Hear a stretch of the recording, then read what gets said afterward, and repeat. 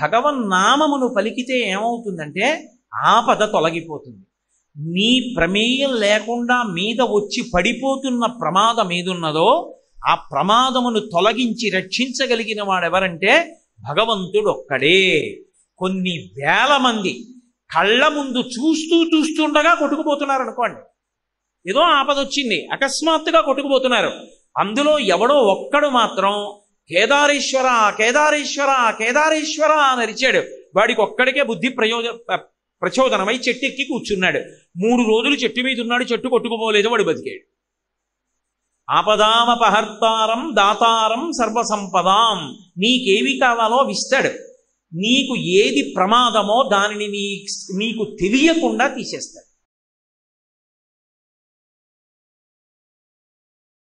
శాస్త్రమును ప్రమాణంగా తీసుకుని తమ ప్రవర్తనను చక్కదిద్దుకుని అలా ప్రవర్తించి తరించి జన్మని సార్థక్యం చేసుకుని భగవంతుణ్ణి చేరుకోవాలనేటటువంటి కుతూహలం అందరి యందు ఉంటుంది. ఆ ఉన్న కారణం చేత ఎవరు ఏ ధర్మాన్ని పాటించాలో ఆ ధర్మాన్ని త్రికరణ శుద్ధిగా పాటిస్తారు. అందుకే కృతయుగం లాంటి యుగంలో జన్మించినప్పుడు అసలు ధర్మాన్ని పాటించడంలో వైక్లభ్యాలు రావడం అనేటటువంటి దానికి అవకాశం ఉండదు. కృతయుగంలో అందరూ తరించడానికే అవకాశం ఉంటుంది. తరువాత యుగమైనటువంటి త్రేతాయుగం వచ్చేటప్పటికీ ధర్మంలో ఒక పాదం లుప్తమైపోతుంది. 3 పాదములే ఉంటాయి. ఆ 3 పాదములే ఉన్నటువంటి కారణం చేత ధర్మమునందు ఊంచుకోవడంలో కొంచెం ఇబ్బందులు ఏర్పడుతుంటాయి. అధర్మాన్ని పట్టుకోవాలనేటటువంటి జిజ్ఞాస, అధర్మాన్ని పట్టుకుని కూడా సంతోషంగా ఉండవచ్చని చెప్పగలిగినటువంటి వాళ్ళు, అధర్మం పట్ల కొంచెం ఆసక్తి ఉన్నవాళ్ళు పెరగడం మొదలు పెడతారు. అందుకే త్రేతాయుగంలో రావణాసురుడి వంటి రాక్షసులు బయలుదేరారు. ద్వాపర యుగం దగ్గరికి వచ్చేటప్పటికీ 2 పాదాలే ఉంటాయి ధర్మానికి. అందుచేత దుష్టమైనటువంటి చిత్తము కలిగినటువంటి వారి సంఖ్య చాలా విశేషంగా ఉంటుంది. కలియుగం దగ్గరికి వచ్చేటప్పటికీ ప్రధానమైన సమస్య ఎక్కడుంటుందంటే అసలు భగవంతుని యందు మనసు పెట్టడం చాలా చాలా కష్టమై ఉంటుంది. ఎందుచేత అంటే ఏది ప్రమాణమో ఆ ప్రమాణమైనటువంటి వేదం చెప్పినట్లు బ్రతకక్కర్లేదు. వేదము ప్రమాణం కాదు. వేదాన్ని ప్రమాణంగా తీసుకోకుండా మీరు ఇలా బతికితే తేలికగా మీ పాపాలు పోతాయి, తేలికగా మీ కోరికలు తీరుతాయని చెప్పేటటువంటి ప్రబోధాలు లోకంలో ఎక్కువైపోతాయి. అటువంటి ప్రబోధాలు ఎక్కువైపోయినటువంటి కారణం చేత మనుష్యులకు ఆ వేదశాస్త్రం మీద ఆస్తిక్య బుద్ధి తగ్గిపోతుంది. మనం వేదం ఎలా చెప్పిందో అలా బ్రతుకుదాం. ఎంతకాలం ఉంటాం శరీరంలో? ఈ శరీరంలో ఉండగా శాస్త్రాన్ని ప్రమాణంగా స్వీకరించి బ్రతికి తత్కారణము చేత మనం తరించాలనేటటువంటి అభిలాష తగ్గిపోతుంది. మనసుని పాడు చేసేటటువంటివి ఏవి ఉంటాయో, అరిషడ్వర్గములైనటువంటి కామ క్రోధ లోభ మద మోహ మాత్సర్యముల వైపుకి లాగడానికి వీలైనవి ఏ ఉంటాయో అటువంటి బోధలు ఎక్కువైపోతాయి. ఇంద్రియాల్ని ప్రశాంతంగా ఉండనివ్వకుండా ఎప్పుడూ రజోగుణంతో తమోగుణంతో ఉద్రేకపడేటట్టుగా చేసేటటువంటివి ఏవి కనపడకూడదో అవన్నీ కూడా ఇంద్రియముల గుండా మనస్సు లోపలికి వెడుతూ ఉంటాయి. వెడుతున్న కారణం చేత ఎప్పుడూ మనసు అలజడిని పొంది ఉద్రేకాన్ని పొంది ఉంటుంది. కోరికలతో సతమతమైపోతూ ఉంటాడు. తప్ప ధర్మాన్ని పట్టుకొని ప్రశాంతంగా ఉందాం, ప్రశాంతమైన జీవనం చేస్తూ భగవంతుడిని చేరుకునేటటువంటి ప్రయత్నం చేద్దామని అసలు అటువంటి ప్రయత్నం చెయ్యడం అన్నది లోకంలో తగ్గిపోతుంది. కలిపురుషుని యొక్క ఉద్ధతి రోజు రోజుకి పెరిగిపోతూ ఉంటుంది. అలా పెరిగిపోతున్నప్పుడు కలిపురుషుడు పరిపాలన చేసేటటువంటి కలియుగంలో భగవంతుని యందు చిత్తాన్ని లగ్నం చేయడం చాలా కష్టమైనప్పుడు తరించడం కూడా చాలా కష్టం కదా. తరించడము అన్న మాటకు అర్థం ఏమిటంటే తరించుట అంటే నదిని దాటినట్టు జనన మరణ చక్ర రూపమైనటువంటి ఈ సంసారము నుండి తరించి భగవంతుడిని చేరుకోవడం అంత తేలికైనటువంటి విషయం కాదు కలియుగంలో. కానీ కలియుగంలో 2 అద్భుతమైనటువంటి విషయాలు ఉన్నాయి. ఇవి 2 కలియుగంలో ఉండేటటువంటి మనుష్యులకు గొప్ప వరాలు. ఏవి ఆ రెండు అంటే, ఒకటి కలియుగంలో యజ్ఞయాగాది క్రతువులు చెయ్యడం మంచిదే. ఒకవేళ చెయ్యలేకపోయినా వాటి యందు అనురక్తి ఉండి, నేను కూడా అలా ఒక యజ్ఞం చెయ్యాలి, నేను కూడా ఒక యాగం చెయ్యాలి, నేను కూడా తీర్థయాత్ర చెయ్యాలి, నేను ఇప్పుడు వెళ్ళి గంగానదిలో స్నానం చేస్తాను, నేను ఇప్పుడు వెళ్ళి కాశీపట్టణంలో 9 రోజులు ఉంటాను, నేను ఇప్పుడు రామేశ్వర క్షేత్రానికి వెళ్ళి ఆ రామలింగేశ్వరుణ్ణి అభిషేకం చేస్తాను అని మనసులో వెంపర్లాడుతున్నాడు అనుకోండి, వెళ్ళాలని త్రికరణ శుద్ధిగా, అంటే ఏదో పెదవులతో అనడం కాదు, నిజంగా లోపల కోరిక ఉన్నదనుకోండి, అలా యథార్థమైనటువంటి కోరిక కలిగి ఉన్నవాడెవరో అటువంటి వాళ్ళందరూ అవి చేశారు అన్న పుణ్యాన్ని వాళ్ళ ఖాతాలో వేస్తారు. అందుకే కలియుగంలో చాలా తేలికగా తరించడానికి మార్గం ఎందుకుంటుందంటే, మనసు భగవంతుని యందు అనురక్తము కావాలి. నాకు ఏదో ఈ ఋతువు ఉందనుకోండి, అబ్బా రాత్రి 9:30, 10 గంటలకో వెళ్ళి ఇన్ని బుట్టతో మల్లెపూలు తెచ్చుకొని రాత్రి 11 గంటలకో స్నానం చేసి ఏ శివాలయంలో అర్చక స్వామినో బ్రతిమాలుకుని, షట్కాలముల యందు శివపూజ ఉంది కాబట్టి అర్ధరాత్రి వేళ శివలింగానికి మల్లెపూలతో పూజ చేయించి, అన్ని మల్లెపూల మధ్య ఉన్న నా స్వామిని నేను ఎలా దర్శనం చేస్తాను అని అనుకున్నాడు అనుకోండి, నిజంగా తను ఒక శివాలయం తలుపులు తెరిపించి అర్ధరాత్రి వేళ మల్లెపూలతో సహస్రనామార్చన చేయించలేదు, కానీ త్రికరణ శుద్ధిగా కోరుకున్నాడు ఆ మల్లెపూల వంక చూసినప్పుడు. అలా అతను మనసులో సంకల్పం చెయ్యగానే అతను అలా శివలింగాన్ని ఒక రాత్రి వేళ మల్లెపూలతో పూజించాడు అని అతని ఖాతాలో వేస్తారు.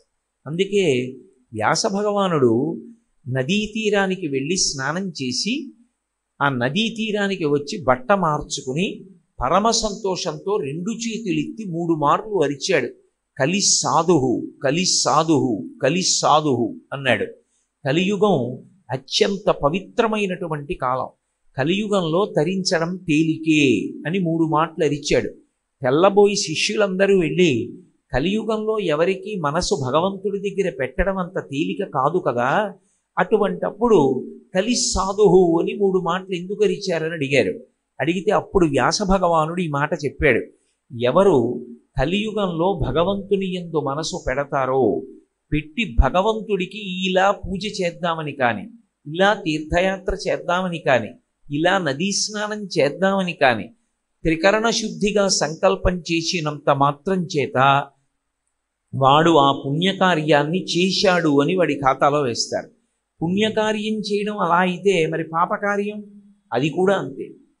మనసు ఉద్వేగపడి ఏదైనా కోరకూడని విషయాన్ని నేను కోరుకున్నా, చూడకూడని దాన్ని చూసినా, చెయ్యకూడనిది చెయ్యాలని మనసులో కోరిక పుట్టినా అది చేశాడని కూడా వేస్తారు.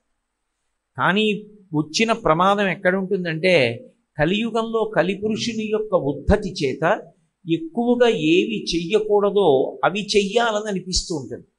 అవి చెయ్యాలి అని అనిపించినటువంటి కారణం చేత అవి చేశాడు అన్న పాపాలే ఖాతాలో పడుతూ ఉంటాయి. రెండవ తేలిక మార్గం ఏది అంటే, కలియుగంలో పాపం వచ్చి పడిపోతోంది కదా మరి ఖాతాలోకి, పుణ్యం మాట దేవుడెరుగు, ఎంత పుణ్యం పడుతోందో మనకి తెలియదు, కానీ పాపం పడుతోంది అన్న విషయం మీ వంటి పెద్దల విషయం నాకు తెలియదు, కానీ నా వంటి వాడి ఖాతాలో మాత్రం పాపం పడిపోతూ ఉంటుంది. మరి ఈ పాపాన్ని తొలగించుకోవడం ఎలా అంటే, దానికి కలియుగంలో ఒక తేలిక మార్గం ఉంది. మిగిలిన యుగాలకి ఈ అవకాశం లేదు.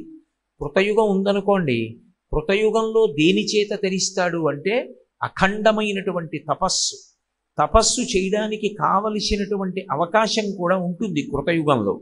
కానీ కలియుగంలో తేలికగా తరించడానికి మార్గమేది అంటే భగవంతుని యొక్క నామ సంకీర్తనం. భగవంతుని యొక్క నామాన్ని ఎలుగెత్తి పిలవాలి. తనకి కంఠం ఎంత గట్టిగా పిలవగలడో అంత గట్టిగానో భగవన్నామాన్ని చదవాలి. అథవా పోనీ పెదవులు కదపకుండా లోపల నామం చదువుకున్నా కూడా వచ్చిన దోషమేం లేదు.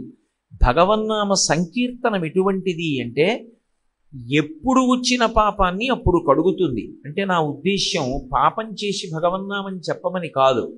భగవన్నామమును పలికినటువంటి కారణం చేత చిత్తము శుద్ధి అవుతుంది.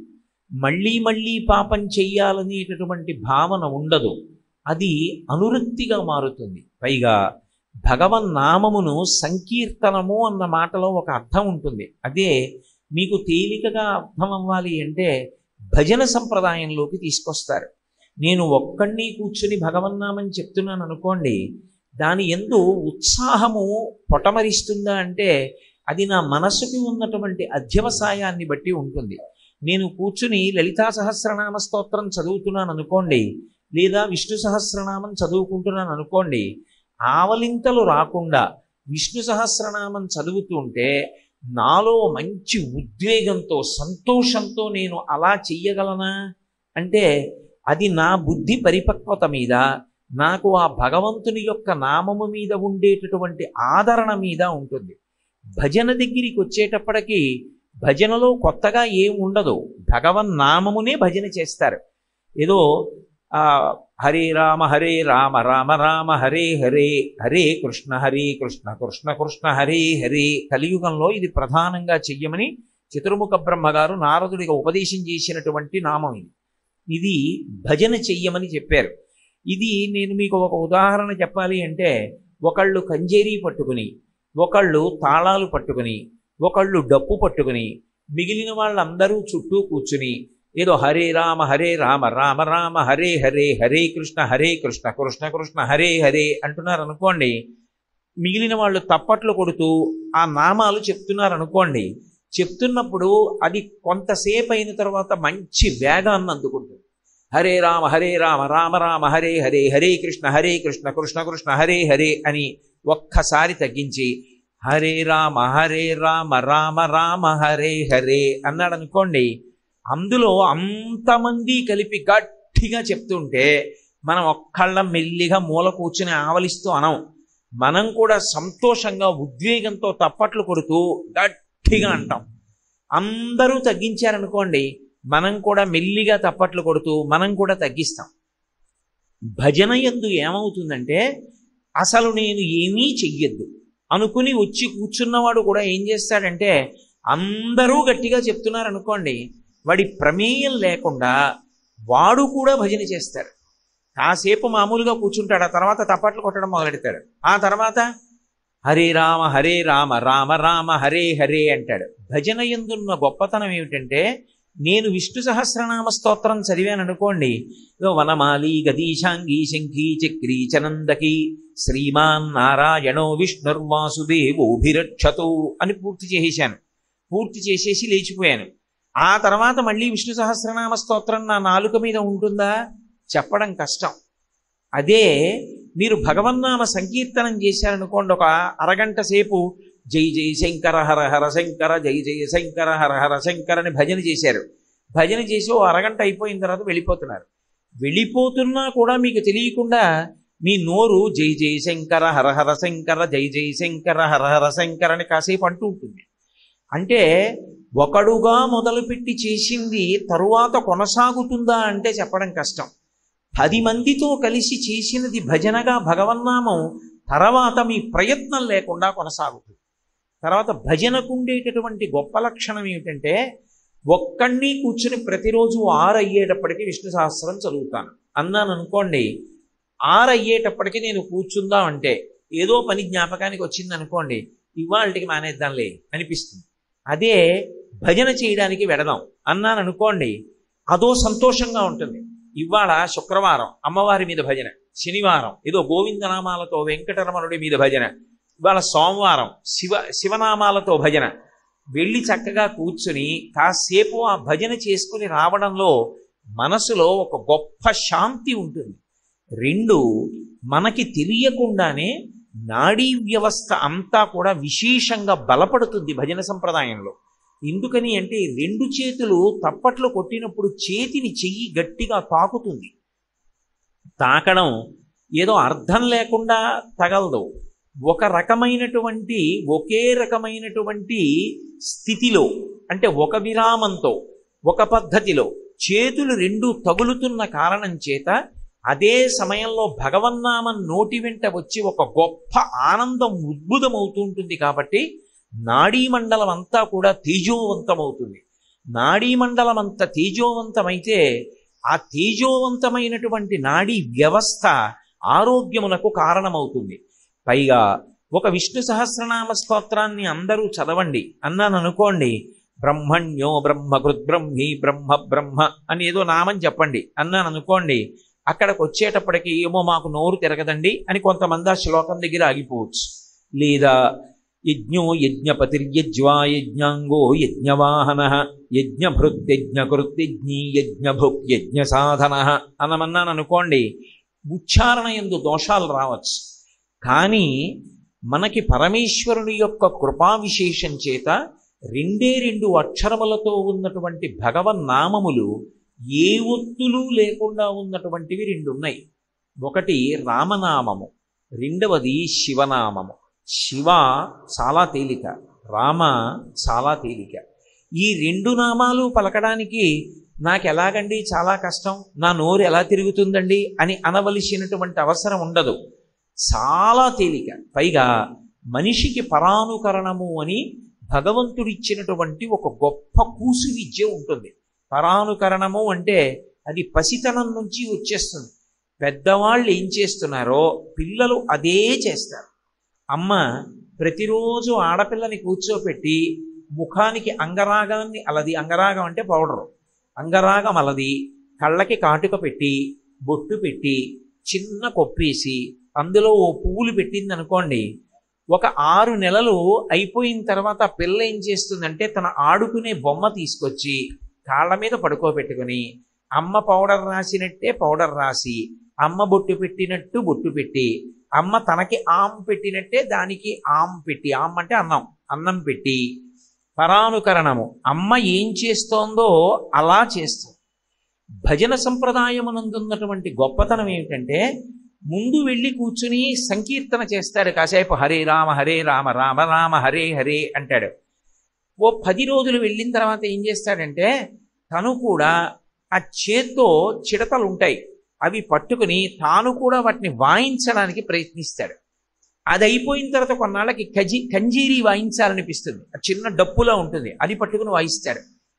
ఇంకా కొంతకాలం అయిపోయిన తర్వాత భజన సంప్రదాయం నుండి ఉండే గొప్పతనం ఏమిటంటే పరమ పారవస్యంతో లేచి నిలబడి నృత్యం చేస్తాడు.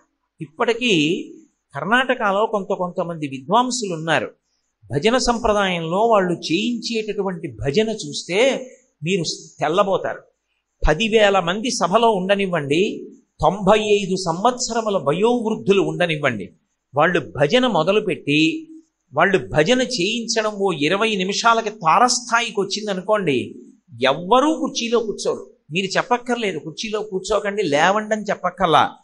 వాళ్ళ ప్రమేయం లేకుండా అందరూ కుర్చీల్లోంచి లేచిపోయి పరమ సంతోషంతో ఉద్వేగంతో భక్తితో లేచి నిలబడి కాళ్ళు చేతులు కదుపుతూ తాదాత్మ్యత చెందిపోయి భజన చేసేస్తారు.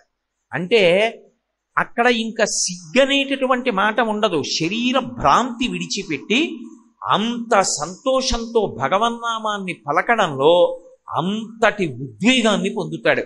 ఏది మీరొక్కరూ కూర్చుని భగవన్నామం పలకడంలో ఆ ఉద్వేగం పొందండి, సాధ్యం కాదు. అందుకే భగవన్నామాన్ని కలియుగంలో పలకడంలో నేనొక్కడిని కూర్చుని పలుకుతాను అనడం అంత తేలిక కాదు. భగవన్నామ సంకీర్తనము అన్నారు. అందుకే కలియుగంలో సంకీర్తనము అన్న మాటకు అర్థం ఏమిటంటే నువ్వు ఒక భజన బృందంలో సభ్యుడివి కావాలి. అన్ని చోట్ల భజన బృందాలు ఉండాలి. ఒక దేవాలయం ఉందనుకోండి, ఆ దేవాలయానికి ప్రాణం ఏది అంటే భజన బృందం. భజన బృందం లేదనుకోండి దేవాలయానికి, అది దేవాలయం తప్పు కాదు, ఆ దేవాలయం చుట్టుపక్కల నివసిస్తున్న వాళ్ళు బుద్ధిహీనులు అని గుర్తు. దేవాలయ ప్రాంగణంలోకి వెళ్ళి నువ్వు భజన చేసుకోవాలి. నువ్వు ఒక్కడివి మొదలు పెడితే నీతో 4 బయలుదేరతారు, 10 మంది అవుతారు, 100 మంది అవుతారు, 1000 మంది అవుతారు. అది క్రమంగా ఎక్కడికెడుతుందంటే నగర సంకీర్తనకెడుతుంది. నగర సంకీర్తన సంప్రదాయం ఎందుకు వచ్చిందంటే దాని యందు విముఖుడై నిద్రపోతున్నవాడు ఉంటాడు. కానీ వీళ్ళేం చేస్తారంటే కంజరీలు పట్టుకుని ఆ చేతిలో చెడతలు పట్టుకుని భగవన్నామని చెప్తూ పాటలు పాడుతూ బ్రహ్మముహూర్తంలో తెల్లవారుజామున వీధుల్లో తిరుగుతూ వెడతారు. మంత్రం చెప్పడానికి, మంత్రాన్ని జపం చేయాలన్నా, పూజ చెయ్యాలన్నా, ధ్యానం చెయ్యాలన్నా కొన్ని నియమాలు ఉంటాయి. ఆ నియమం తప్పారనుకోండి అవి ఫలించవు. నేను మంత్రజపం చేస్తున్నాను అనుకోండి, మంత్రజపం చేసేటప్పుడు నేను కదిలాను అనుకోండి, నా కాళ్ళు చేతులు కదిలినా, నేను కదిలినా ఆ జపం ఫలించదు. కదలకుండా స్థాణు అయి జపం చేయాలి. ధ్యానం చేస్తున్నాను అనుకోండి, నేను కదలకుండా ఉంటే సరిపోదు, అసలు నా మనసు నిలబడడానికి ఆ గదిలో వాతావరణం ఉండాలి. ఆ వాతావరణం లేని చోట ధ్యానం చేయకూడదు. అలా చేశాడనుకోండి ఎవరైనా, అసలు వాడికి ధ్యానం గురించి తెలియదని గుర్తు. చక్కగా ఎలా కూర్చుంటే మీకు సౌకర్యంగా ఉంటుందో అలా పలచటి మెత్తటి బొంత వేసుకుని గది తలుపులు మూసి నిశ్శబ్దంగా ఉండేటట్టు చూసుకొని చాలా కింది స్థాయిలో మంద్రంగా సువాసన వచ్చేటట్టుగా ఏదో కొద్దిగా ఒక్క అగరవత్తో లేకపోతే అరవిరిసినటువంటి సుగంధభరితమైనటువంటి పూల దండలో కొంచెం దూరంలో ఉంచుకుని భగవన్మూర్తిని మీరు దేన్ని ధ్యానం చేద్దాం అనుకుంటున్నారో కళ్ళు విప్పి తదేక దృష్టితో కాసేపు చూసి కన్నులు మూసి అదే మూర్తిని మీలోకి తెచ్చుకొని ధ్యానం మొదలుపెట్టాలి. అది ధ్యాన ప్రక్రియకి ప్రారంభ స్థితి. ధ్యానం మీరు ఎక్కడ పడితే అక్కడ ఎలా చేస్తారు? ఎంతో స్థాయికి వెళ్ళిపోతే తప్పది కుదరదు, అసలు అలా వెళ్ళలేరు. ఏ మహాస్వామి లాంటి వాళ్లకో అది సిద్ధం తప్ప అందరికీ అది సాధ్యం కాదు.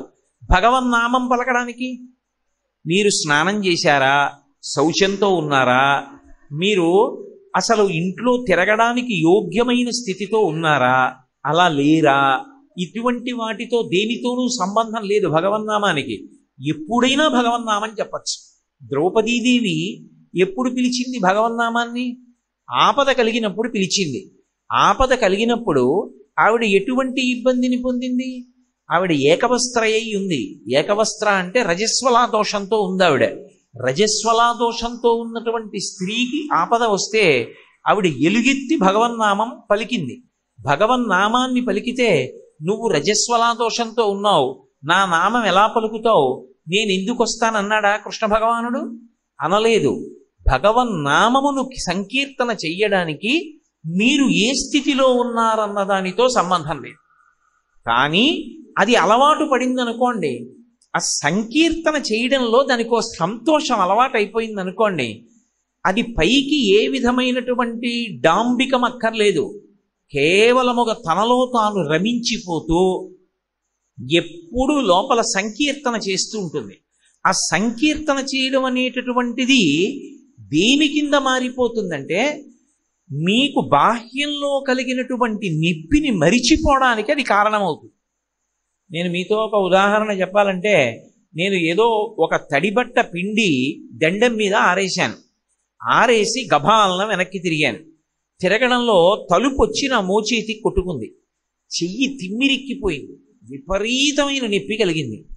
ఆ నొప్పి కలిగినప్పుడు నాకు సంకీర్తనం అలవాటైపోయిందనుకోండి, నేను వెంటనే మనసు దాని మీదకి వెళ్ళడానికి ఎప్పుడూ ఇష్టపడుతుంది. ఎందుకంటే అది పట్టుకుంది, దానికి ఇష్టం అదంటే. నేను వెంటనే జై జై శంకర హర హర శంకర, జై జయ శంకర హర హర శంకర అన్నాను అనుకోండి, మనసు ఇది మరిచిపోతుంది, దాని మీదకి వెళ్ళిపోతుంది, వెళ్ళిపోయి వదిలేదు, అలా అంటూ ఉంటుంది. అలా అంటూ ఉండగా చిన్న విషయం చాలు, ఏదో నొప్పి తగ్గడానికి పైపూతగా వాడవలసిన ఔషధం ఏదుందో దాన్ని నువ్వు రాసుకుంటూ కూడా జై జై శంకర హర హర శంకర, జై జై శంకర హర హర శంకర అంటూ నువ్వు ఔషధాన్ని చర్మం మీద రాసుకోవచ్చు. అంటే నేను ఎందుకు చెప్తున్నానంటే, ఈ నామ సంకీర్తనం అనేటటువంటిది ఎక్కడ వరకు వెళ్ళిపోతుందంటే, ఆఖరికి వాడు మృత్యుశయ్య మీద ఉండనివ్వండి, ఎక్కడో వైద్యశాలలో పడిపోయి ఉన్నాడు మంచం మీద, అప్పుడు కూడా వాడికి బెంగ ఉండదు. భగవన్నామ సంకీర్తనం చేస్తూ తనను తాను మరిచిపోయి సంతోషంగా నామ సంకీర్తనం చేస్తాడు. తన భజన బృందం, ఆ వాయిస్తున్న కంజరీలు, అప్పుడు తాను పడికేటటువంటి ఆ సంకీర్తనం, అవన్నీ కూడా అలవాటవుతాయి. నాకు ఒక మంచి స్నేహితుడు ఉన్నాడు. అతనేం తక్కువ వ్యక్తి కాడు, ఇన్కమ్ ట్యాక్స్ డిపార్ట్మెంట్లో ఆఫీసర్. కానీ అతను ఒక భజన బృందం దగ్గర కూర్చుని చిడతలు చేత్తో పట్టుకుని వాయించడం మొదలుపెట్టాడంటే నామ సంకీర్తనం ఎలా అవుతోందో అలాగే వాయిస్తాడు, అంత అందంగా వాయిస్తాడు. నేను ఎప్పుడు చూస్తూ ఉంటాను. నాకు అతన్ని చూసి, అరే నా స్నేహితుడు ఇంత బాగా వాయిస్తున్నాడు రా సంకీర్తనలో, నేను వాయించలేకపోతున్నాను, ఎప్పుడు నేను చేయలేదని నేను తీసుకుని అప్పుడప్పుడు వాయిస్తాను. కానీ అతనిలా నేను వాయించలేను. అతను అంత బాగా వాయిస్తాడు. ఎన్ని గంటలైనా సరే అర్ధనిమీలిత నేత్రాలతో పొంగిపోతూ నోటితో మౌనంగా నామం అంటూ చక చక చక చక చక చక చక చక అవి వాయిస్తూ ఎంత సంతోషపడిపోతూ ఉంటాడో. చాలు, అతను పొందిన స్థితి నేను పొందలేకపోయాను. అందుకే నామాన్ని నామంగా ప్రచారం చేయలేదు పెద్దలు. ఈ దేశంలో నామ సంకీర్తనకి ప్రప్రథముడు ఎవరు అంటే నిజానికి వంగదేశంలో జన్మించినటువంటి గీత గోవిందకర్త అయినటువంటి జయదేవుడు. జయదేవుడు ఒళ్ళు మరిచి సంకీర్తన చేసేవాడు. ఆయన సంకీర్తన చేస్తుంటే ఆయన భార్య పేరు పద్మావతి. ఆవిడ ఆయన చేస్తున్నటువంటి సంకీర్తన ఏ చరణం తర్వాత ఏ చరణం వస్తుందో తెలియదు, ఆయన ఆసువుగా పాడతాడు. ఆయన ఆసువుగా పాడుతుంటే ఆ పాడుతున్నటువంటి సమయంలో ఆవిడ పరమ సంతోషంగా తన పాదాలు కదిపి నర్తన చేస్తుండేది. ఆ వస్తున్న చరణం తెలియదు. మనకి ముందే పాడిన పాట అనుకోండి, పాటలో చరణాలు తెలుసు అనుకోండి, తర్వాత చరణం ఇలా ఉంటుంది అని భంగిమ పట్టి పాదాలు కదుపుతారు. జయదేవుడు ఏం పాడతాడో ఆవిడికి తెలియదు. కానీ జయదేవుడి పాట వింటూ ఆయన మాటలకి అనుగుణంగా పాదాలు కదిపేది, కదుపుతూ నృత్యం చేస్తుండేది. నృత్యం చేస్తుంటే ఆవిడ చరణ విన్యాసమునందు ఎక్కడా దోషం రాకుండా బాలకృష్ణుడు ఎప్పుడూ ఆవిడ పాదాల దగ్గర నిలబడి తన అనుగ్రహం చేత ఆవిడ పాద విన్యాసం తప్పకుండా కాపాడుతుండేవాడు. అందుకే జయదేవుడి గీత గోవిందంలో కృష్ణ భగవాను ఏమని పిలుస్తారంటే పద్మావతి చరణచారణ చక్రవర్తి అని పిలుస్తారు. పద్మావతి చరణచారణ చక్రవర్తి జయదేవుడు కాడు, బాలకృష్ణుడు. అది అక్కడ పుట్టింది. దక్షిణ దేశంలో ఈ సంకీర్తన యజ్ఞాన్ని విశేషంగా ప్రచారం చేసిన మహాపురుషులు బోధేంద్ర స్వాముల వారు. కంచికామకోటి పీఠాధిపత్యం వహించినటువంటి మహాపురుషులు, ప్రాతస్మరణీయులు, నిత్యస్మరణీయులు చంద్రశేఖరేంద్ర సరస్వతి మహాస్వామి వారు కూడా బోధేంద్ర స్వామి వారి గురించి ప్రత్యేకంగా మాట్లాడుతుండేవారు. వారు ఈ సంకీర్తన యజ్ఞాన్ని అత్యద్భుతంగా నిర్వహిస్తూ ఉండేవారు. అసలు మీకు నేను ఒక మాట చెప్పాలంటే, ఒక పద్ధతి ప్రకారం రమించి భజన చెయ్యగలిగినటువంటి బృందం మీకు కనపడితే అసలు అటువంటి చోట దినదినాభివృద్ధి ఎలా ఉంటుంది అన్నది మీరు చూడొచ్చు. ఒకప్పుడు పశ్చిమ గోదావరి జిల్లాలో పెదముత్తీవి గ్రామంలో లక్ష్మణ యతీంద్రులని ఒక మహానుభావుడు ఉండేవారు. వారికి ఈ సంకీర్తన అంటే చాలా ఇష్టం.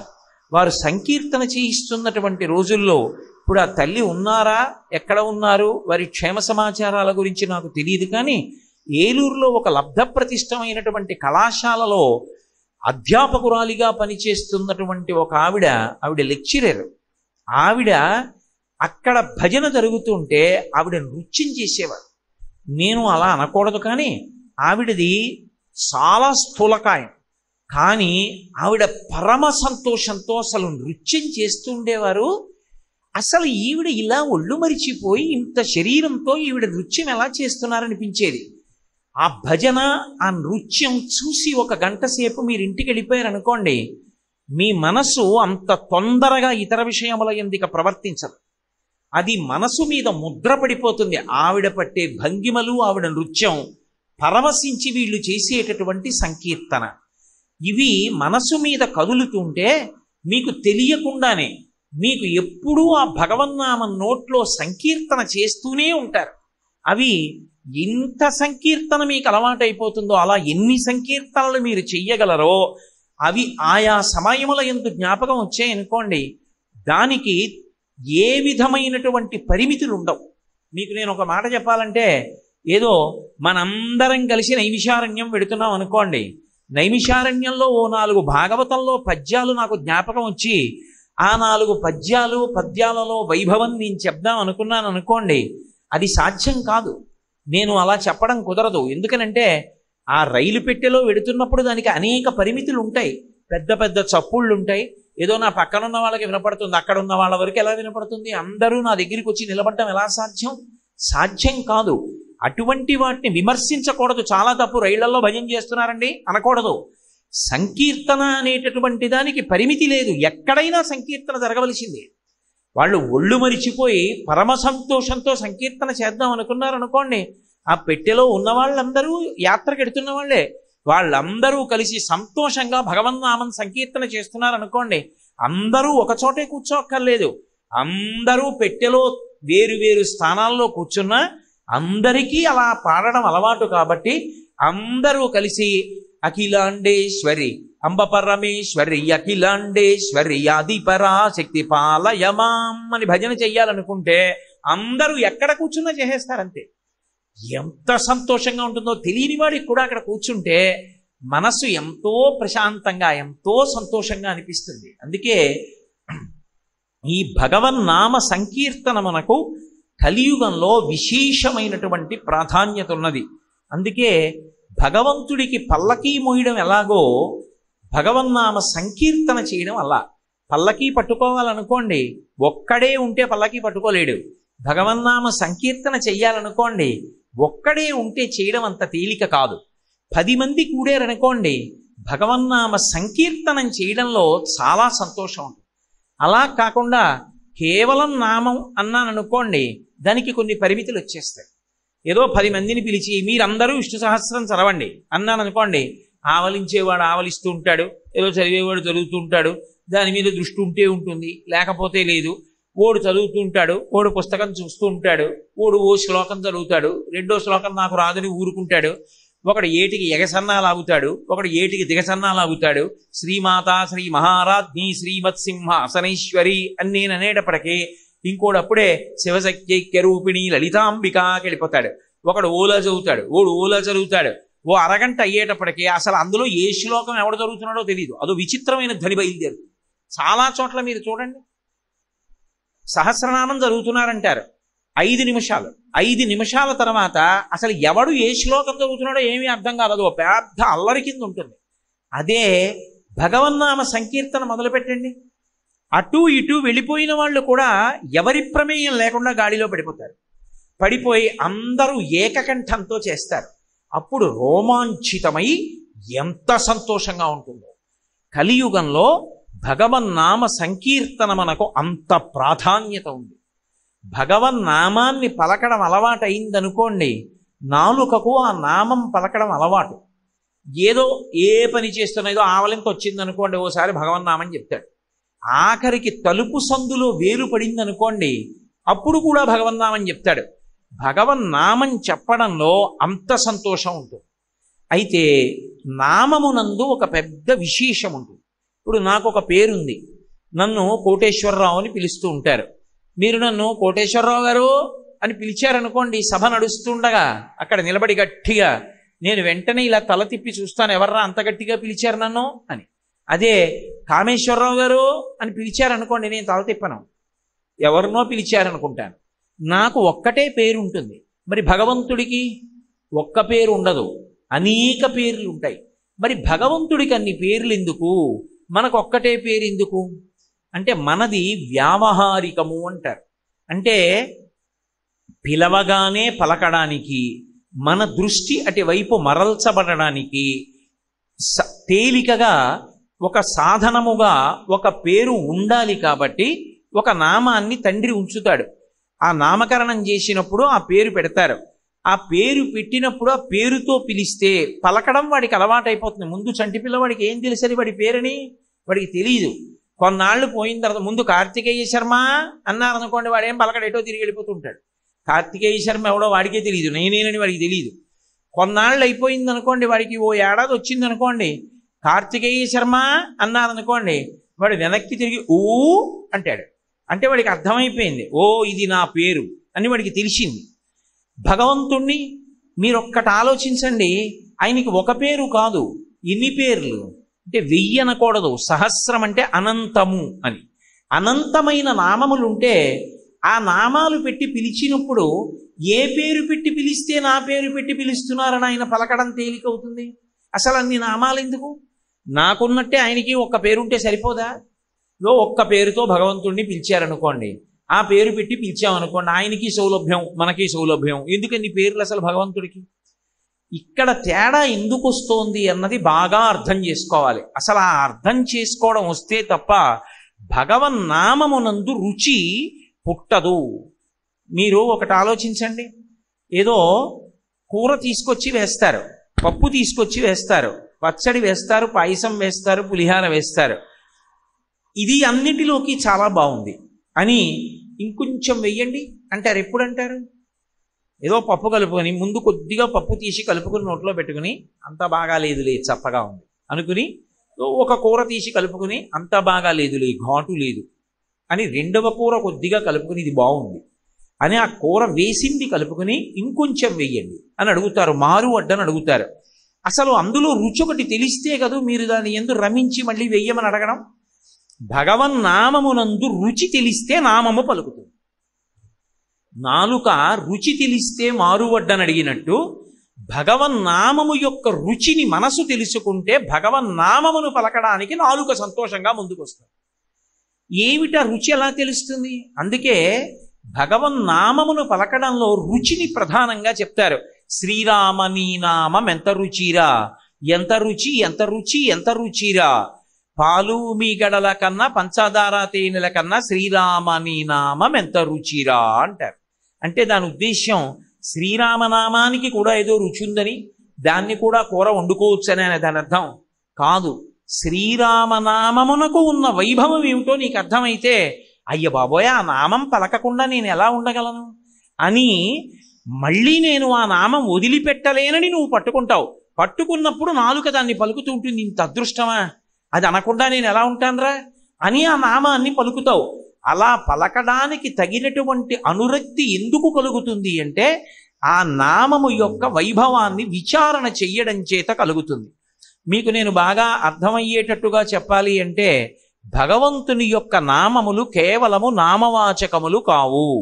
ఏదో నాకు కోటేశ్వరరావు అని పేరున్నట్టే భగవంతుడికి కూడా పిలవడం కోసమని ఒక పేరు కాదు. భగవంతుని యొక్క నామములకు గౌణములని పేరు. గౌణములంటే గుణావిష్కృతములు. ఆయన యొక్క గుణములను అవి ఆవిష్కరిస్తాయి. భగవంతుడికి కూడా గుణాలుంటాయా? సత్వగుణం, రజోగుణం, తమోగుణం, అలా 3 గుణాలు ఆయనకి ఉంటాయా? మరి భగవంతుడికి కూడా 3 గుణాలుంటే ఆయన మనతో సమానం అయిపోలా?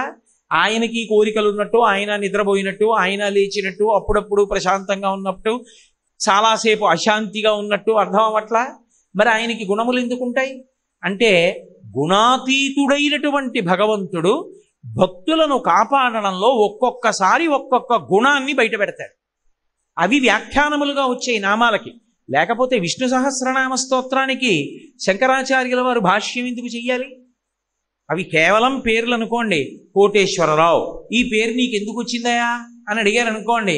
ఏదో మా తాతగారు ఉండేవారండి, మాతామహులు, వారికి ఆ పేరు ఉండేది, వారి పేరు మీదుగా నాకు కూడా ఆ పేరు పెట్టుకున్నారు, అందుకని నా పేరు కోటేశ్వరరావు, అంతే, అంతవరకే. అంతకన్నా దానికి వ్యాఖ్యానం ఉండదు. మీ తాతగారు ఎందుకు పెట్టుకున్నారు ఆ పేరు అంటే మా తాతగారు భగవన్నామాన్ని తన పేరుగా పెట్టుకున్నారు, ఆ పేరు నాకు కూడా వచ్చింది, అంతే. కానీ విష్ణు సహస్రనామం ఉందనుకోండి, 1000 నామాలు ఉన్నాయి. విశ్వం విష్ణు వషట్కారో భూత భవ్య భవత్ప్రభు భూతకృత్ భూతభృద్భావో భూతాత్మ భూతభావన. ఈ నామాలు కేవలం పేర్లు కావు. ఈ ఒక్కొక్క పేరు వెనక ఎంతో అర్థం ఉంది. ఈ అర్థం నీకు తెలియాలి అంటే ఆ నామములకు వ్యాఖ్యానం చేశారు, భాష్యం చేశారు పెద్దలు. శంకరాచార్యుల వారు విష్ణు సహస్రనామ స్తోత్రానికి పరమ ప్రామాణికమైనటువంటి భాష్యాన్ని వెలగించారు. ఇప్పుడు విశ్వం ఆ మాట గురించిన వ్యాఖ్యానం చదివారనుకోండి, ఏదో భగవంతుణ్ణి పిలవడం కాదు. అసలు ఏదో విష్ణువు అంటే భౌతికంగా నేను ఎలా ఉంటానో అలా ఉంటాడు అనుకోకూడదు. విశ్వం అన్న మాటకి శంకరాచార్యుల వారి వ్యాఖ్యానం చదివారనుకోండి, విశ్వమంతటా వ్యాపించిన రీతిలో విష్ణువు ఎలా ఉంటారు అన్నదాని గురించి, విశ్వముగా మాయ చేత ఎలా కనపడుతూ ఉంటారు అన్న వ్యాఖ్యానం చదివారనుకోండి, అప్పుడు మీకు అబ్బా ఎంత గొప్ప నామం రా నామం అని మీకు అనురక్తి పుడుతుంది. దాని మీద అనురక్తి పుడితే, నిన్నను 10 నామాలకు అర్థం చదివాను, ఎంత బాగున్నాయో తెలుసా, నిజంగా నామాలకు అర్థం చదువుతుంటే మనసు రమించిపోయింది అని ఆ 10 నామాల యొక్క విశేషం భార్య గారికి చెప్పారనుకోండి, మళ్ళీ రేపు పొద్దున్న ఆ 10 నామాల యొక్క అర్థం తెలుసుకుని పరవశించినటువంటి నాలుక మళ్ళీ మళ్ళీ ఆ నామాలు పలకాలని అనిపిస్తుంది. అది భగవన్నామము యొక్క రుచి తెలియుట. 2, సామాన్య స్థాయిలో అనుకోండి, భగవన్నామము యొక్క అర్థము లోతుగా ఏ శంకర భగవత్పాదులో ఇచ్చినట్టుగా తెలియక్కర్లేదు. బాహ్యంలో అసలు ఆ నామము యొక్క వైభవం ఏమిటి, ఆ పేరు పిలిస్తే ఏమవుతుంది అన్న విషయం మీకు అర్థమైందనుకోండి, నామమునందు అనురక్తి కలుగుతుంది. మీరు ఒక్క విషయాన్ని బాగా పట్టుకునే ప్రయత్నం చేయండి. నామమునకు అంత వైభవం ఎందుకు వస్తుంది అంటే, మొట్టమొదటి కారణము, నామము నామిని తీసుకొస్తుంది. నామి అంటే పేరున్నవాడు, నామము అంటే ఆయన పేరు, పిలిచేవాడు ఒకడు కదూ. నేనున్నాను, శివుడు ఉన్నాడు. ఇప్పుడు శివనామం ఉన్నది, నేను శివా శివా శివా అని పిలిచాను. ఎవరు రావాలి? శివుడు రావాలి కదూ. నేను ఎవరిని పేరు పెట్టి పిలిచానో వాడు రావాలి. నేను ఆర్తితో భక్తితో పిలవాలనుకున్నప్పుడు నామము కన్నా తేలిగ్గా ఉన్నది ఇంకోటి ఉందా? అప్పుడు స్వరంతో వేదమంత్రం చెప్పు అన్నాను అనుకోండి, ఎంతమంది చెప్తారు? ఎంతమందికి వస్తుంది స్వరంతో వేదమంత్రం చెప్పడం? సాధ్యం కాదు. ఓ పద్యం చెప్పు, ఎంతమంది చెప్తారు? సాధ్యం కాదు. ఒక దండకం చెప్పు, ఎంతమంది చెప్తారు? సాధ్యం కాదు. ఒక్క చరణం చెప్పు ఒక పాటలో, చెప్పలేడు. పోనీ అసలు దానికి అనుపల్లవి చెప్పు చాలు, చెప్పలేడు. ఒక నామం చెప్పు చాలు అన్నాను అనుకోండి, ఏ ఒత్తు లేదు. ఏదో రామ అనమన్నాను అనుకోండి, ఏమిటి కష్టం? నాకేదో కష్టం వచ్చింది, రామా రామా రామా నువ్వే రక్షించాలి రామా అని అనుకోవాలి. ఇప్పుడు దాన్ని అనడానికి ఏమిటి కష్టం? ఏ కష్టం ఉండదు. కానీ రామా రామా రామా అన్నప్పుడు నామి వస్తాడా రాడా? రామా రామా రామా అని పిలవగా పిలవగా ఎవరు రావాలి? రాముడే రావాలి. రాముడు వస్తే ఏం చేస్తాడు? ఆపదామపహర్తారం దాతారం సర్వసంపదాం లోకాభిరామం శ్రీరామం భూయో భూయో నమామ్యహం. రామా రామా రామా అండం నాకు అలవాటు అయిపోయింది అనుకోండి. రాముడికి ఉండే లక్షణం ఏమిటి? వీడు నన్ను అస్తమానం పిలుస్తుంటాడు రా అని నా దగ్గర ఉన్నాడు అనుకోండి. అప్పుడు రాముడు ఏం చేస్తాడు? ఉట్టినే నా పక్కన కూర్చోడు, ఆయనకో లక్షణం ఉంది. ఆయన ఏం చేస్తాడంటే ఆపద తీసేస్తాడు. ఆపద అంటే నీ బుద్ధి చేత నువ్వు దేన్ని తొలగించలేవో దానికి ఆపద అని పేరు. ఉదాహరణకి ఒక పాము అలా వచ్చేస్తోంది. మొన్ననే మేము పోతన గారు పుట్టిన స్థలం బమ్మెర చూడ్డానికి వెడుతున్నాం కార్లలో. బ్రహ్మాండమైనటువంటి సర్పం, చాలా పెద్ద పాము ఒకటి రోడ్డుకి ఇటుపక్క నుంచి అటుపక్కకు వస్తుంది. అంత పెద్ద పాముని, బహుశా అది నాగుపామో త్రాచుపామో, దాన్ని కారు తొక్కేస్తే లేనిపోని ఇబ్బంది కలుగుతుంది. అంతటి మహాసర్పాన్ని ఎందుకు తొక్కేయాలని కారుని అకస్మాత్తుగా ఆపాడు ఆ వాహనానికి చోదకుడు. కారు ఆగిపోయింది. అది జర మెలికలు తిరిగి వెళ్ళిపోయిందిట. నేను చూడలేదట. ఆ సమయంలో ఏదో మాట్లాడుతున్నాను, మా గోపాలకృష్ణ గారు చూశారు. ఎంత పెద్ద పామో గురువు గారు, మెలికలు తిరిగి వెళ్ళిపోయిందన్నారు. ఇప్పుడు ఆ పాము అడ్డంగా వచ్చింది కారులో ఉండగా కాబట్టి సరిపోయింది. మీరు ఒక ద్విచక్ర వాహనం మీద వెడుతుండగా పాము వచ్చింది అనుకోండి, మీరు కంగారు పడిపోయి కింద పడిపోయినా, మీరు కంగారు పడిపోయి దాని మీదకెక్కినా, అది కంగారు పడిపోయి మిమ్మల్ని కరిచినా ప్రమాదమేనా? అప్పుడు ఏమండి నేను ఈ ఉద్యోగం చేస్తున్నాను అంటే పాము ఊరుకుంటుందా? ఏమండి నా దగ్గర ఇంత డబ్బు ఉంది, తప్పుకోగలరా? అసలు ఆలోచించడానికి బుద్ధి పనిచేస్తుందా? చెయ్యదు.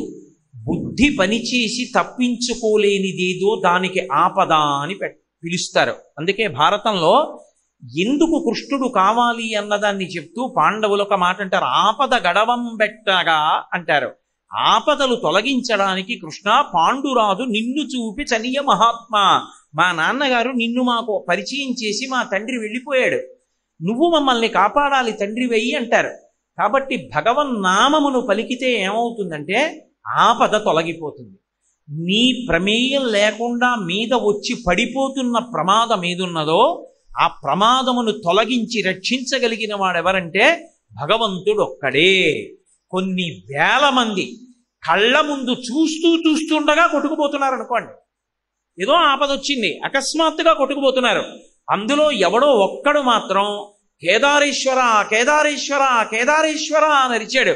వాడికి ఒక్కడికే బుద్ధి ప్రచోదనమై చెట్టు ఎక్కి కూర్చున్నాడు. 3 రోజులు చెట్టు మీద ఉన్నాడు, చెట్టు కొట్టుకుపోలేదు, వాడు బతికాడు. ఆపదామపహర్తారం దాతారం సర్వసంపదాం. నీకేవి కావాలో విస్తాడు.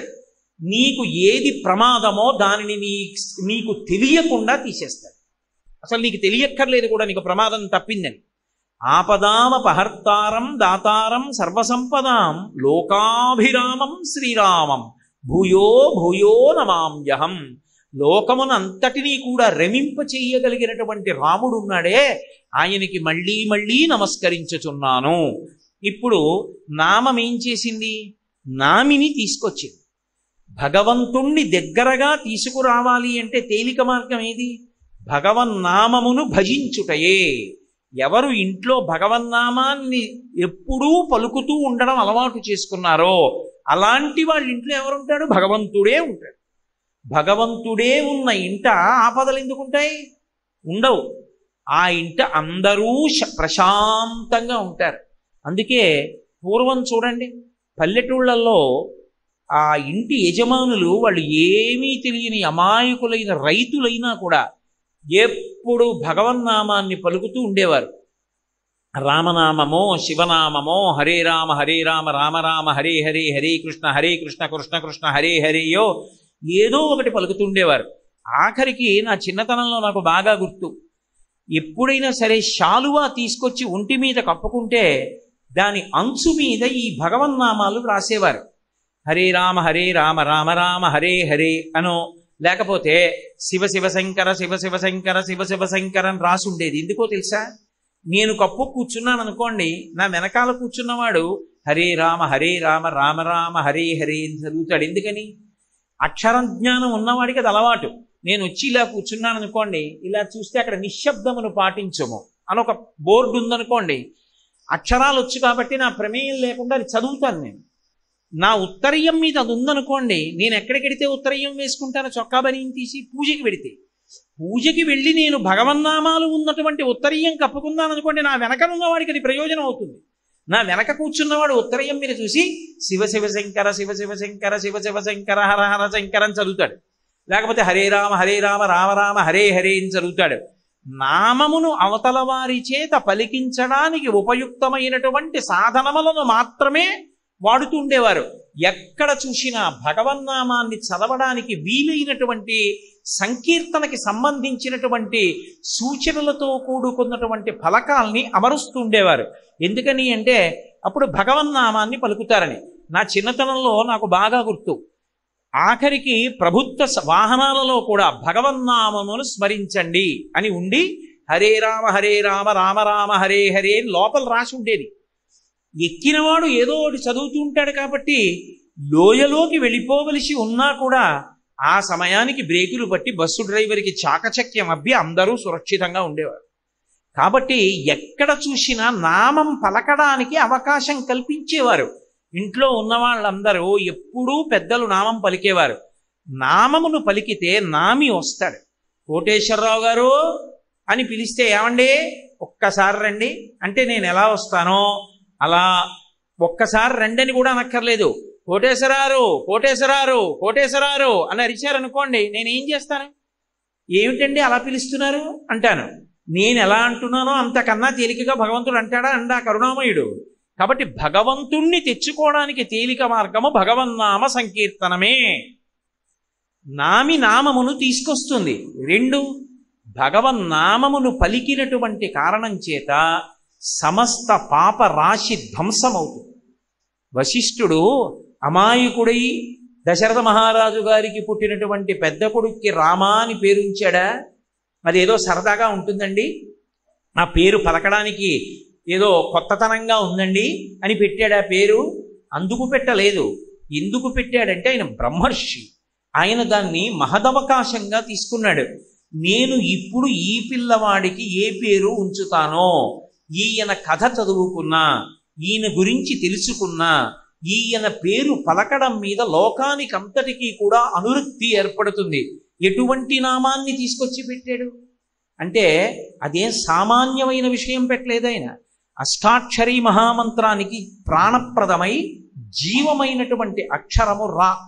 ఎందుకనంటే అష్టాక్షరీ మహామంత్రంలోంచి రా అన్న అక్షరాన్ని తీసేశారనుకోండి, నా ఆయనాయ, నువ్వు ఎవ్వరికీ కూడా ఆధారభూతుడవు కావు, వ్యతిరేకమైన అర్థం వస్తుంది. రా ఉందనుకోండి, మంత్రానికి అంతటికీ కూడా సక్రమమైన అర్థం వస్తుంది. రా అగ్నిబీజం. సంస్కృతంలో ఒక్కొక్క అక్షరమునందు ఒక్కొక్క శక్తి ఉంటుంది. ఆ అక్షరాన్ని మీరు నాలుక మీద పలుకుతున్నారనుకోండి, అది విస్ఫోటనం అవుతుంది, పగులుతుంది. అది మీరు చూడండి, కొన్ని మాత్రలు ఉంటాయి, వాటిని నాలుక మీద పెట్టుకుంటే వెంటనే మంచినీళ్ళు అక్కర్లేదు, కరిగిపోయి లోపలికి వెళ్ళిపోతాయి. ఒక్కొక్క మాత్ర ఉందనుకోండి, కొంచెం పెద్దది ఉంటుంది, నీటి సహాయం తీసుకుని నీటితో గుటక వేసి లోపలికి పుచ్చుకోవలసి ఉంటుంది.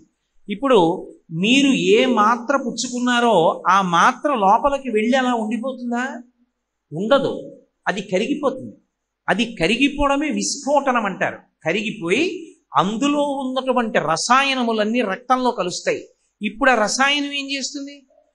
ఏ వ్యాధి కలగడానికి తగిన సూక్ష్మాంగ జీవులు రక్తంలోకి వెళ్ళాయో వాటనన్నిటికీ కూడా ఈ రసాయనం చంపేస్తుంది. వ్యాధి నుండి బయటపడ్డా లేదా? మాత్ర వేసుకున్నది నువ్వు, కానీ మాత్ర లోపలికి వెళ్ళి ఎంత విస్ఫోటనం చేస్తోందో నీకు తెలుసా? తెలియక్కర్లేదు, దాని ఫలితం అని చూపిస్తుంది. అలాగే అక్షరముల యందు కూడా విస్ఫోటన శక్తి ఉంటుంది. అందుకే శబ్దము శక్తి స్వరూపము. శబ్ద బ్రహ్మమయీ చరాచరమయీ జ్యోతిర్మయీ వాంగ్మయీ అని పిలుస్తారు. శబ్దమును నేను సరిగా పలకలేదనుకోండి, అది మీ యందు ఉద్వేగములకు కారణమవుతుంది. నేను సరిగా ఉచ్చరించాననుకోండి, అది మీ సంతోషానికి కారణం అవుతుంది. నాకు సభాముఖంగా అలా చెప్పడం ఇష్టం లేదు, కానీ నేను మీతో అర్థం అవడం కోసం మాత్రమే ఈ మాట అంటున్నాను. నేను ఎవరి దగ్గరికో వెళ్ళి మీ అమ్మగారు ఉన్నారా అండి అని అడిగాను అనుకోండి, లేదా మీ నాన్నగారు ఉన్నారా అండి అని అడిగాను అనుకోండి, ఎంతో సంతోషంగా మా నాన్నగారు ఇంట్లో ఉన్నారు లేరు చెప్తారు. మీ అమ్మగారి మొగుడు ఉన్నాడా అండి అని నేను అడిగాను అనుకోండి, ఇప్పుడు మీ నాన్నగారు ఉన్నారా అండి అనే నేను అడిగాను, అందులో తప్పేం లేదు. కానీ మీ అమ్మగారి మొగుడు ఉన్నారా అండి అని నేను అడిగాను అనుకోండి, బుద్ధి ఉందా నీకు, మాట్లాడటం వచ్చా అని అడుగుతారు. శబ్దమునకు అవతల వారి యందు ఉద్వేగమును కానీ శాంతిని కానీ నింపగలిగిన శక్తి ఉంటుంది. అది విస్ఫోటనం అంటారు. అది ఒక్కొక్క అక్షరం విస్ఫోటన శక్తితో ఉంటుంది. మంత్రములకు ఉండేటటువంటి గొప్పతనం అక్కడ ఉంటుంది. బీజాక్షరములు అంటారు. బీజం అంటే విత్తనం. విత్తనాన్ని నేను మీకు ఉదాహరణ చెప్పాలంటే, ఓ చిక్కుడు గింజ తీసుకెళ్ళి నేను మట్టిలో పెట్టి నీళ్లు పోసాను అనుకోండి, ఆ చిక్కుడు గింజ బద్దలవుతుంది, రెండు కింద చీలుతుంది, మధ్యలోంచి అంకురం పైకి వస్తుంది. అది విస్ఫోటనమై పగిలితే తప్ప అంకురం పైకి రాదు. అలాగే స్వరంతో బీజాక్షరాలు మంత్రంలోవి పలుకుతున్నారనుకోండి, అవి లోపల విస్ఫోటనమవుతాయి. విస్ఫోటనమై ఒక్కొక్క మంత్రాన్ని చదువుతున్నప్పుడు, జపం చేస్తున్నప్పుడు ఒక్కొక్క రకమైన శక్తి లోపల ఆవిర్భవిస్తుంది. గాయత్రీ మహామంత్రాన్ని చాలా బాగా జపం చేశాడనుకోండి, బుద్ధి పరమేశ్వరుడి వైపుకి తిరిగిపోతుంది, అంకితమైపోతుంది బుద్ధి. ఇక ఏదీ కోరుకోదు, భగవంతుడిని ఒక్కడనే కోరుకుంటుంది. ఆయన కోసం ఎంత త్యాగమైనా చేస్తుంది. ఆ శక్తి వచ్చేస్తుంది గాయత్రి చేసిన వాడికి. అలా అష్టాక్షరీ మహామంత్రానికి ప్రాణప్రదమైనటువంటి రా అనబడేటటువంటి బీజాక్షరమునందు అగ్ని ఉంటుంది. ఆ అగ్ని ఏం చేస్తుంది అంటే, దానికి ఉండే శక్తి అది కాలుస్తుంది. అది దేన్ని కాలుస్తుంది అంటే పాపములను కాల్చేస్తుంది. దానికి ఆ లక్షణం ఉంది. పాపరాశిని కాల్చగలిగినటువంటి శక్తి రా అనబడేటటువంటి అగ్ని బీజమునకు ఉంది. మా అమృత బీజం. అమృత బీజమైన కారణం చేత మళ్ళీ పాపములు చెయ్యాలనేటటువంటి ఆలోచన లోపలికి రాకుండా, ఇంద్రియముల లోపలికి విషయ సంబంధమైనటువంటి ఆలోచనలు రాకుండా పవిత్రమైన ఆలోచనలే కలిగేటట్టుగా, అటువంటి వాటినే చూడాలనేటటువంటి ఉద్దేశం అమృత బీజం కల్పిస్తుంది. అందుచేతనే రామ అని ఉంచారు. రా అంటే నోరు తెరుచుకోవాలి. రా అన్నప్పుడు నోరు తెరుచుకోవాలి, మా అన్నప్పుడు మూసుకోవాలి పెదవులు. రా అంటే తెరుచుకున్నప్పుడు పాపములు కాలిపోయి బయటికి వెళ్ళిపోతాయి. మా అన్నప్పుడు అమృత బీజం కాబట్టి కవాటం మూసుకుపోతుంది, మూసుకుపోయి మళ్ళీ పాపములు లోపలికి వెళ్లకుండా కాపాడుతుంది. కాబట్టి రామ దేని కొరకు ఇచ్చారు వశిష్ఠ మహర్షి? పాపరాశి ధ్వంసం చేసుకుని కలియుగం వస్తోంది కాబట్టి, ద్వాపర యుగంలో ఇంకొక పాదం పోతోంది కాబట్టి ధర్మానికి, తరువాత వచ్చే కలియుగం ఇంకా ప్రమాదం కాబట్టి భగవన్నామాన్ని పట్టుకుని అందరూ తరించడానికి వీలుగా శ్రీరామనామాన్ని పెద్ద కొడుకు అయినటువంటి రామచంద్రమూర్తికి ఉంచారు. ఇప్పుడు ఏ పని చేస్తున్నా రామ రామ రామ రామ రామ రామ రామ అండం అలవాటు అయిందనుకోండి, అలా అలవాటైనటువంటి ఆ ఒక్క అలవాటు చాలు, వాడు తరించిపోతాడు. వాడు ప్రాణోత్క్రమణ సమయాన్ని పొందుతుంటే నిశ్చయాత్మకంగా, అందులో మీకేమీ అనుమానం అక్కర్లేదు, ఎన్నో సంఘటనలు ఉన్నాయి అటువంటివి, ఖచ్చితంగా రామచంద్ర ప్రభువు వచ్చి దర్శనం చేసి వాడిని తీసుకెడతాడు, దర్శనమిచ్చి తీసుకెడతాడు. రామనామము అంత గొప్పది, శివనామము అంత గొప్పది. అందుకే కాళహస్తీశ్వర శతకం చేస్తూ ధూర్జటి పవి పుష్పంబగు అగ్ని మంచగు ఆకూపారం భూమిస్థలంబగు శత్రుండతిమిత్రుడో విషము దివ్యాహారమౌ నిన్నగా అవనీమండలి లోపలం శివ శివేచ్ఛాభాషణోల్లాసకిన్ శివ నీ నామము సర్వవస్యకరమౌ శ్రీకాళహస్తీశ్వర అన్నాడు. పవి పుష్పంబగు, వజ్రము చేతనే బద్దలవుతుంది, వజ్రం పెట్టి కొడితే ప్రాణం విడిచిపెడతారు, అటువంటి వజ్రము పువ్వుగా మారిపోతుంది శివనామం చేసిన వాడికి. అంటే వజ్రం పెట్టి కూడా వాడిని ఏమీ చేయలేడు. కాబట్టి పుష్పంబగు అగ్ని మంచగు, పరమభక్తుడై ఎప్పుడూ శివనామం చెప్పేవాడి పట్ల అగ్ని మంచుగా మారుతుంది. అగ్ని మంచగు ఆకూపారం భూమిస్థలంబగు, సముద్రం భూమిగా మారుతుంది. ఆకూపారం భూమిస్థలంబగు శత్రుండతిమిత్రుడవు, శత్రువు కూడా మిత్రుడిగా మారతాడు ఎప్పుడూ శివనామం పలికేవాడికి. శత్రుండతిమిత్రుడవు విషము దివ్యాహారమౌనెన్నగా, విషము దివ్యమైనటువంటి ఆహారం అవుతుంది. కాబట్టి శివ శివేచ్ఛాభాషణోల్లాసకిన్, ఎప్పుడూ శివనామం పలకాలనేటటువంటి ఉత్సుకత కలిగినటువంటి వాడికి పై ప్రయోజనములన్నీ సిద్ధిస్తాయి. కాబట్టి శివ మీ నామము సర్వవస్యకరమౌ శ్రీకాళహస్తీశ్వర, శివ మీ నామము ఇప్పుడు అప్పుడు అని లేదు, ఎప్పుడూ కూడా ఆశ్రయించడానికి యోగ్యమైనదే. కాబట్టి భగవన్నామమును విడిచిపెట్టుకోవడం అన్నది చెయ్యడానికి వీలు లేదు. ఎందుకో తెలుసా? భగవన్నామాన్ని పలకడానికి కావలసిన ఉపకరణాన్ని ఇచ్చి భగవన్నామాన్ని పలకడానికి ఏ విధమైనటువంటి నియమాన్ని లేకుండా తీసేశాడు ఈశ్వరుడు. మిగిలిన ఏది చెయ్యాలన్నా ఏదో ఒక నియమం పాటించాలి. భగవన్నామం పలకడానికి మీరు కొత్తగా తేవక్కర్లేదు. నేను అభిషేకం చేస్తాను అన్నాను అనుకోండి, కనీసం నీళ్లు తెచ్చుకోవాలి. నేను సంధ్యావందనం చేస్తాను అన్నాను అనుకోండి, ఆచమనం చేయడానికి కనీసం అక్కడ ఒక పాత్ర ఉండాలి. నేను అర్ఘ్యం ఇస్తాను అంటే కనీసం అక్కడ నీళ్లు ఉండాలి. నేను రామనామం పలుకుతాను, ఏం కావాలి? నీకేం కావాలో అది పరమేశ్వరుడు ఇచ్చేశాడు, అది ఎప్పుడు నీతో ఉంటుంది. స్వరపేటిక కంఠంలో పెట్టాడు. ఆ స్వరపేటిక ఉన్న కారణం చేత నామమును పలకడానికి నీకు వేరొక వస్తువు అక్కర్లేదు. వేరు వస్తువులు తెచ్చి నువ్వు చేసినటువంటివన్నీ నీకు ఫలిస్తాయని నమ్మకం లేదు. మీరు యజ్ఞం చేశారనుకోండి, ఆ యజ్ఞం ఎలా చెయ్యాలో అలా చెయ్యాలి, అంతేగాని యజ్ఞం సరిగా చేయకపోతే యజ్ఞం ఫలితాన్ని ఇస్తుందని చెప్పడం కష్టం. ఓ పూజ చేశారనుకోండి, పూజ యందు మనసు నిలబెట్టాలి, అప్పుడే ఫలితం ఇస్తుంది. భగవన్నామం పలికారనుకోండి, మీ మనసు అక్కడ ఉందా లేదాతో సంబంధం లేదు, నామం ఫలితాన్ని ఇచ్చేస్తుంది. పైగా దేనికైనా ఉపకరణం కావాలి, భగవన్నామం పలకడానికి ఉపకరణం అక్కర్లేదు. కాబట్టి నామము పలకడానికి ఏది అవసరమో దానిని భగవంతుడు ఒక్క మనుష్యుడికి ఇచ్చాడు. అంటే ఆయన ఉద్దేశ్యం ఏమిటి? దీని తర్వాత నువ్వు మళ్ళీ జన్మ ఎత్తడానికి దురదృష్టం లేకుండా ఎంత గొప్ప సాధనం కావాలో అంత గొప్ప సాధనాన్ని నీకు ఇచ్చేస్తున్నాను. కుక్కకుందా, పిల్లికుందా, కోతికుందా? మనుష్యునితో సమానమైన ప్రతిపత్తి కలిగిన ప్రాణులు ఇంకొక రెండు ఉన్నాయి వేదంలో.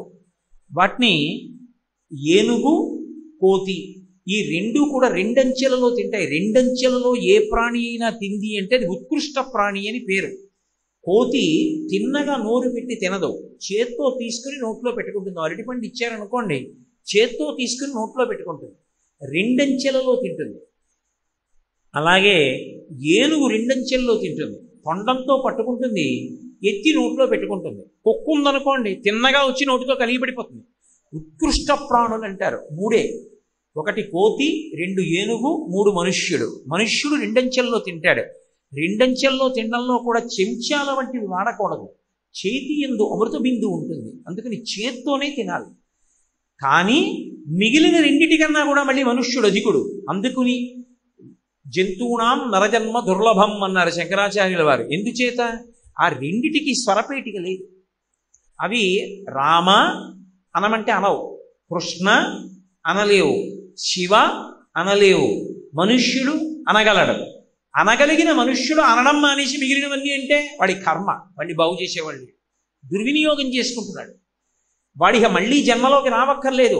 ఆపదల నుండి గట్టెక్కగలడు, సమస్త సౌఖ్యములను పొందగలడు, పాపరాశిని ధ్వంసం చేసుకోగలడు. ఇన్నిటికి ఆధారభూతమైనటువంటి స్వరపేటిక ఎప్పుడూ నీతోనే ఉంది.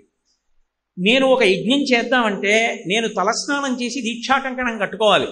నేను పూజ చేద్దామంటే గోచి పూసి పంచె కట్టుకుని బనీను చొక్కా విప్పి ఉత్తరీయం కప్పుకోవాలి.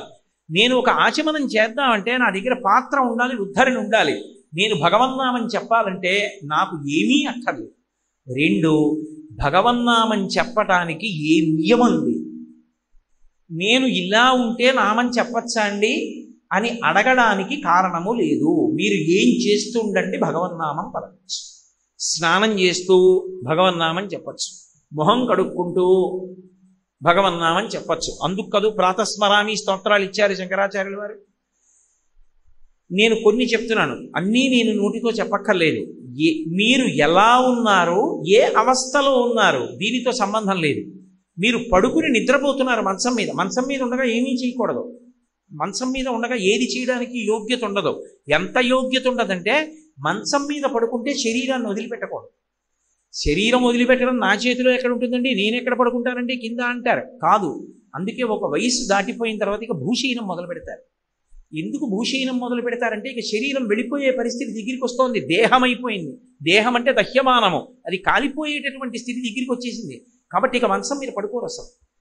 గృహస్థాశ్రమంలోకి వెళ్ళగానే పెళ్ళవగానే భార్యతో కలిసి శయ్య మీద పడుకున్నవాడు ఒక స్థితి వచ్చిన తర్వాత ఇక శయ్య మీద పడుకోడు, ఇక భూషీనం చేస్తారు. ఏమో ఎప్పుడు విడిచిపెట్టవలసి ఉంటుందో శరీరాన్ని ఎవరికి తెలుసు. కాబట్టి భూమి మీద వదిలిపెట్టేయడం కోసమని మంచం మీద పడుకోరు. ఒకవేళ మంచం మీద పడుకుని ప్రాణం పోతుంది అనుకోండి, మిగిలిన వాళ్ళు ఊరుకోరు, కింద పెట్టేస్తారు. ఎందుకంటే మంచం మీద వదిలేయకూడదు శరీరాన్ని. కాబట్టి ఆఖరికి శరీరం వదలడానికి కూడా వీల్లేదు మంచం మీద. కానీ భగవన్నామం పలకడానికి తప్పు లేదు. నేను నిద్రలో ఉన్నాను అనుకోండి, నాకేదో పీడకలు వచ్చింది, ఎంతో భయం వేసింది. అప్పుడు నేను ఏం చెయ్యాలి? గోవింద గోవింద గోవింద గోవింద గోవింద అనొచ్చు. దుస్వప్నే స్మర గోవిందం సంకటే మధుసూదనం కాననే నారసింహంచ పావకే జలశాయినం జలమధ్యే వరాహంచ పర్వతే రఘునందనం. నువ్వు ఎక్కడ ఉన్నా ఒక్కొక్క నామం చెప్పచ్చు. పర్వతం ఎక్కుతున్నావు, ఏ పాము పుట్టలోంచి వచ్చి మీద పడకుండా ఉండాలంటే శ్రీరామ శ్రీరామ శ్రీరామ శ్రీరామ అంటూ పర్వతం ఎక్కాలి. పావకే, ఒకవేళ ఎక్కడైనా ఏ అరణ్యంలోనో వెడుతుంటే అగ్ని పుడుతోందని అనుమానం వస్తే జలశాయినం, జలశాయి జలశాయి జలశాయి అంటూ వెళ్ళాలి. అలాగే దుస్వప్నే, పీడకలు వచ్చి మంచం మీద ఉన్నావు, గోవింద గోవింద గోవింద గోవింద గోవింద అని గోవిందనామని చెప్పాలి. ఎప్పుడెప్పుడు సంకటే, ఏదో సంకటం వచ్చింది, బాబోయ్ ఇప్పుడు ఎలా తప్పుకోవడం, అనవసరంగా చిక్కులో పడ్డానే అనిపించింది, మధుసూదన మధుసూదన మధుసూదన మధుసూదన అనుకోవాలి. సంకటే మధుసూదనం. ఎక్కడెక్కడ జల మధ్యే, ఏ కారణం చేతనో నీళ్లలోకి వెళ్ళావు, వరాహ వరాహ వరాహ వరాహ వరాహ వరాహ అనుకుంటూ ఉండాలి. అప్పుడు జలములో ఎందు రక్ష. కాబట్టి ఎక్కడైనా సరే భగవన్నామం చెప్పచ్చు. స్నానం చేసి ఉన్నావా, లేకపోతే నువ్వు ఏదో శరీర శోధన చేసి ఉన్నావా అంటే ఏ మూత్ర విసర్జనో చేసి వచ్చాడు, భగవన్నామం చెప్పకూడదా? చెప్పచ్చు. ఆఖరికి స్త్రీ రజస్వలా దోషంతో ఉంది, భగవన్నామం చెప్పచ్చా? చక్కగా చెప్పచ్చు, ఏమీ తప్పులేదు. మంత్రాలవి చెప్పకూడదు కానీ భగవన్నామమును పలకచ్చు. రామనామం పలకడానికి శివనామం పలకడానికి ఏమీ దోషం ఉండదు, భగవన్నామమును పలకవచ్చు. భగవన్నామమును పలకడానికి ఏ విధమైనటువంటి దోషము లేదు. పైగా భగవన్నామమునకున్న శక్తి ఏమిటో తెలుసా? దేనికి లేనిది కలియుగంలో భగవన్నామానికి ఇచ్చేశారు తీసుకొచ్చి. మహాపాతకములను ఉంటాయి.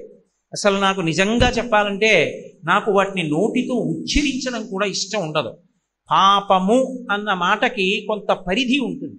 పాపమునకు ఉండేటటువంటి లక్షణం ఏమి అంటే అది ప్రాణం తీసేది. పాపం బ్రతికుండేటట్టు చేస్తుంది, కానీ బ్రతికి ఉండి బాధపడుతూ పాపాన్ని పుణ్యాన్ని రెండిటినీ ఏకకాలంలో అనుభవిస్తాడు. ఇదే సుందరకాండలో హనుమ తీర్పు చెప్తారు. ఏదో పాపం చేశాడు, ఎప్పుడో ఏదో చెయ్యకూడని పని చేశాడు, ఈ జన్మలో మధుమేహ వ్యాధి వస్తుంది. ఇప్పుడు ప్రాణం ఏం పోదు, హాయిగా ఉపన్యాసం చెప్పచ్చు, హాయిగా భగవన్నామ సంకీర్తనం చేయొచ్చు, హాయిగా పూజ చేసుకోవచ్చు. కానీ ఎప్పుడు భయం ఉంటుంది. తినకపోతే ప్రమాదం, ఎక్కువ తింటే ప్రమాదం. కాబట్టి తిన్నాడా తినలేదా అన్నట్టుగా తినాలి, తినకుండా ఉండకూడదు. కాబట్టి రెండిటికీ మధ్యలో ఎప్పుడూ బతుకుతూ ఉండాలి. కాబట్టి మధుమేహము గతంలో చేసుకున్న పాపాన్ని పోగొడుతూ ఉంటుంది. చేసుకున్న పాపం ఉంది లేదని అనకు, ఉంది కాబట్టి ఇప్పుడు మధుమేహం వచ్చింది నీకు. పుణ్యం కూడా ఉంది, గతంలో చేసిన పుణ్యం. ఆ పుణ్యానికి ఫలితం నువ్వు ఎక్కడ ఉన్నా అందరూ రెండు చేతులు ఎత్తి నమస్కారం చేస్తారు. ఇప్పుడు కీర్తి ఉంది, బాధ ఉంది, అవి ఏం చెయ్యవు. పాతకం అని ఒకటి ఉంటుంది, అవి పంచమహాపాతకములన ఇది ఉంటాయి. అవి ఒక జన్మతో విడిచిపెట్టవు, అవి వాణ్ణొక్కడిని వదిలిపెట్టవు, వాడితో కూడి ఉన్నవాడిని కూడా కాల్చేస్తాయి. జన్మలు కొన్ని వేల జన్మల వరకు వెంటపడి బాధిస్తూ ఉంటాయి. పరమ భయంకరములన్నమాట పంచమహాపాతకములంటే. అసలు వాటి గురించి చెప్పడానికి కూడా ఇష్టం ఉండదు, కానీ ఒక ఉపన్యాసం చెప్పేటప్పుడు తప్పదు కాబట్టి నేను వాటిని ప్రస్తావిస్తున్నాను. అందులో అన్నిటికన్నా ప్రమాదకరమైన పాపం ఏది అంటే బ్రహ్మహత్య, బ్రాహ్మణుణ్ణి చంపేయడం. బ్రహ్మహత్యాపాతకం అంటారు, అందుకని అది పాతకం. బ్రాహ్మణుణ్ణి చంపకూడదు. రావణాసురుణ్ణి రామచంద్ర ప్రభువు చంపవలసి వచ్చింది. ఆయనకి నిజంగా పాపం అంటూ ఉంటుందా? పరమధర్మాత్ముడు, కానీ ఆయన 3 చోట్ల శివలింగ ప్రతిష్ఠ చేశాడు. ఎందుకు చేశాడో తెలుసా? ఒక్క రావణహత్య కాదు జరిగింది. రావణహత్యలో వీరహత్య అని ఒకటి, ఛాయాహత్య అని ఒకటి, దానితో పాటుగా కీర్తిహత్య అని ఒకటి, 3 హత్యలు జరుగుతాయి. ఒకటి బ్రహ్మహత్య.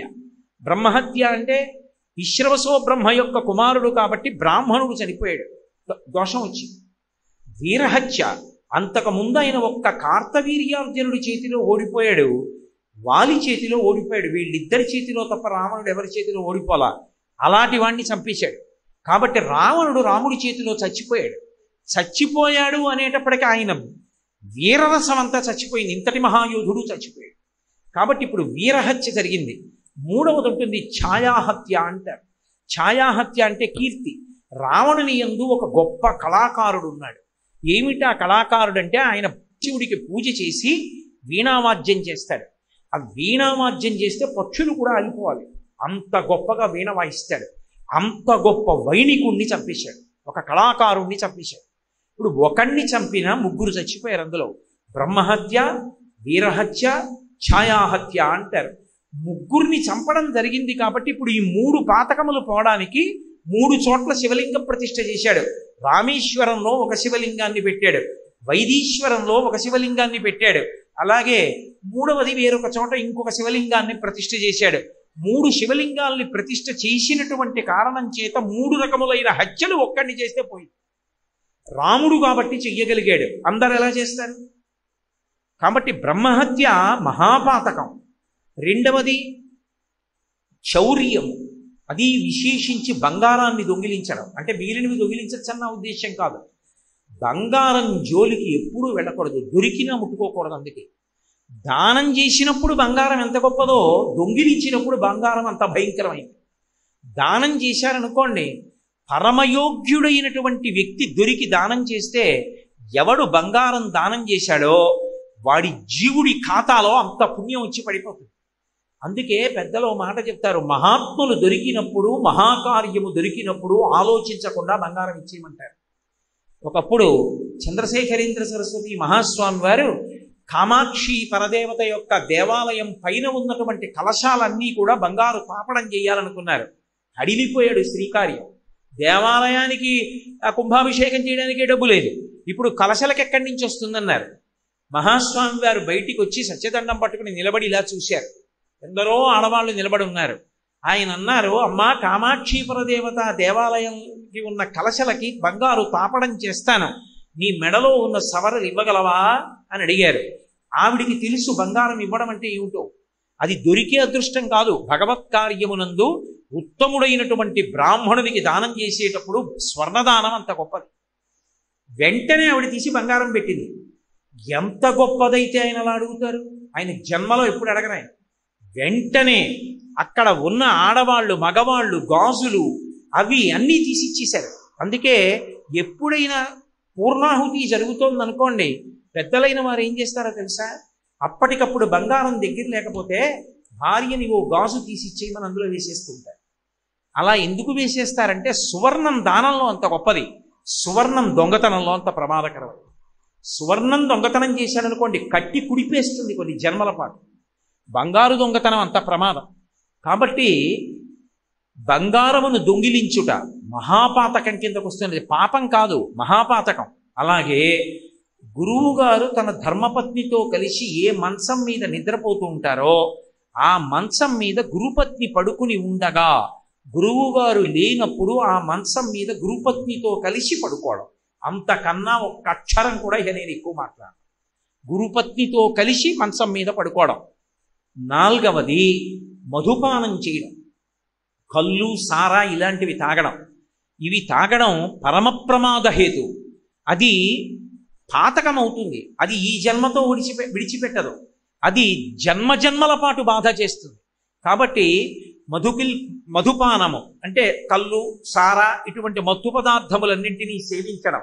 ఇక 5వది ఒకటి ఉంటుంది, అది అన్నిటికన్నా ప్రమాదకరమైనటువంటిది. అది ఏమిటో తెలుసా? వాడు ఇలాంటి పనులు చేస్తాడు అని తెలిసిండి కూడా వాడు నా స్నేహితుడిని చెప్పి వాడి పక్కన వాడిని స్నేహితుడని కూర్చోబెట్టుకోవడం. ఏ కారణం చేత చెప్పకూడదు, ఇతను నా స్నేహితుడంటే అనకూడదు. ఆయన ఎవరండి అని అడిగారు అనుకోండి, ఆయన పేరు చెప్పాలి. ఆయనండి ఫలానా, నాతో కలిసి పని చేస్తూ ఉంటారు, లేదా అప్పుడప్పుడు మా ఇంటికి వస్తూ ఉంటారు, లేదా ఎదురింట్లో ఉంటారు అందుకు పరిచయం, లేదా ఆ వీధిలో ఉంటారు అందుకు పరిచయం, నా స్నేహితుడు అని చెప్పారనుకోండి, ఆయన చేసిన పాతకాల్లో ఇంకో వంతు మీకేస్తారు. అది పంచమహాపాతకాలు అంటారు. అందుకే ఈ 4 ఏదైనా చేసిన వాడని మీకు తెలుసు అనుకోండి, వాడు నా స్నేహితుడు అన్న మాట ఇక మీరు మాట్లాడుకో. వాడు స్నేహితుడు, నా సుహృత్ అని ఎప్పుడూ అనకూడదు. అంటే 5వ పాత, అప్పుడు ఆ పాతకాల్లో ఒక వంతు పాతకం వీడికి వచ్చి పడిపోతుంది. అలాంటి వాళ్ళందరితో స్నేహం చేసి ఈయన నా స్నేహితుడండి, ఈయన నా స్నేహితుడండి అన్నాడు అనుకోండి, అన్నిటి పాపంలో ఫలితం వచ్చి వీడి ఖాతాలో పడి వీడి ఎందుకు పనికి రాకుండా అయిపోతాడు కొన్ని వేల జన్మలు. అందుకే పంచమహాపాతకాలు అంటారు.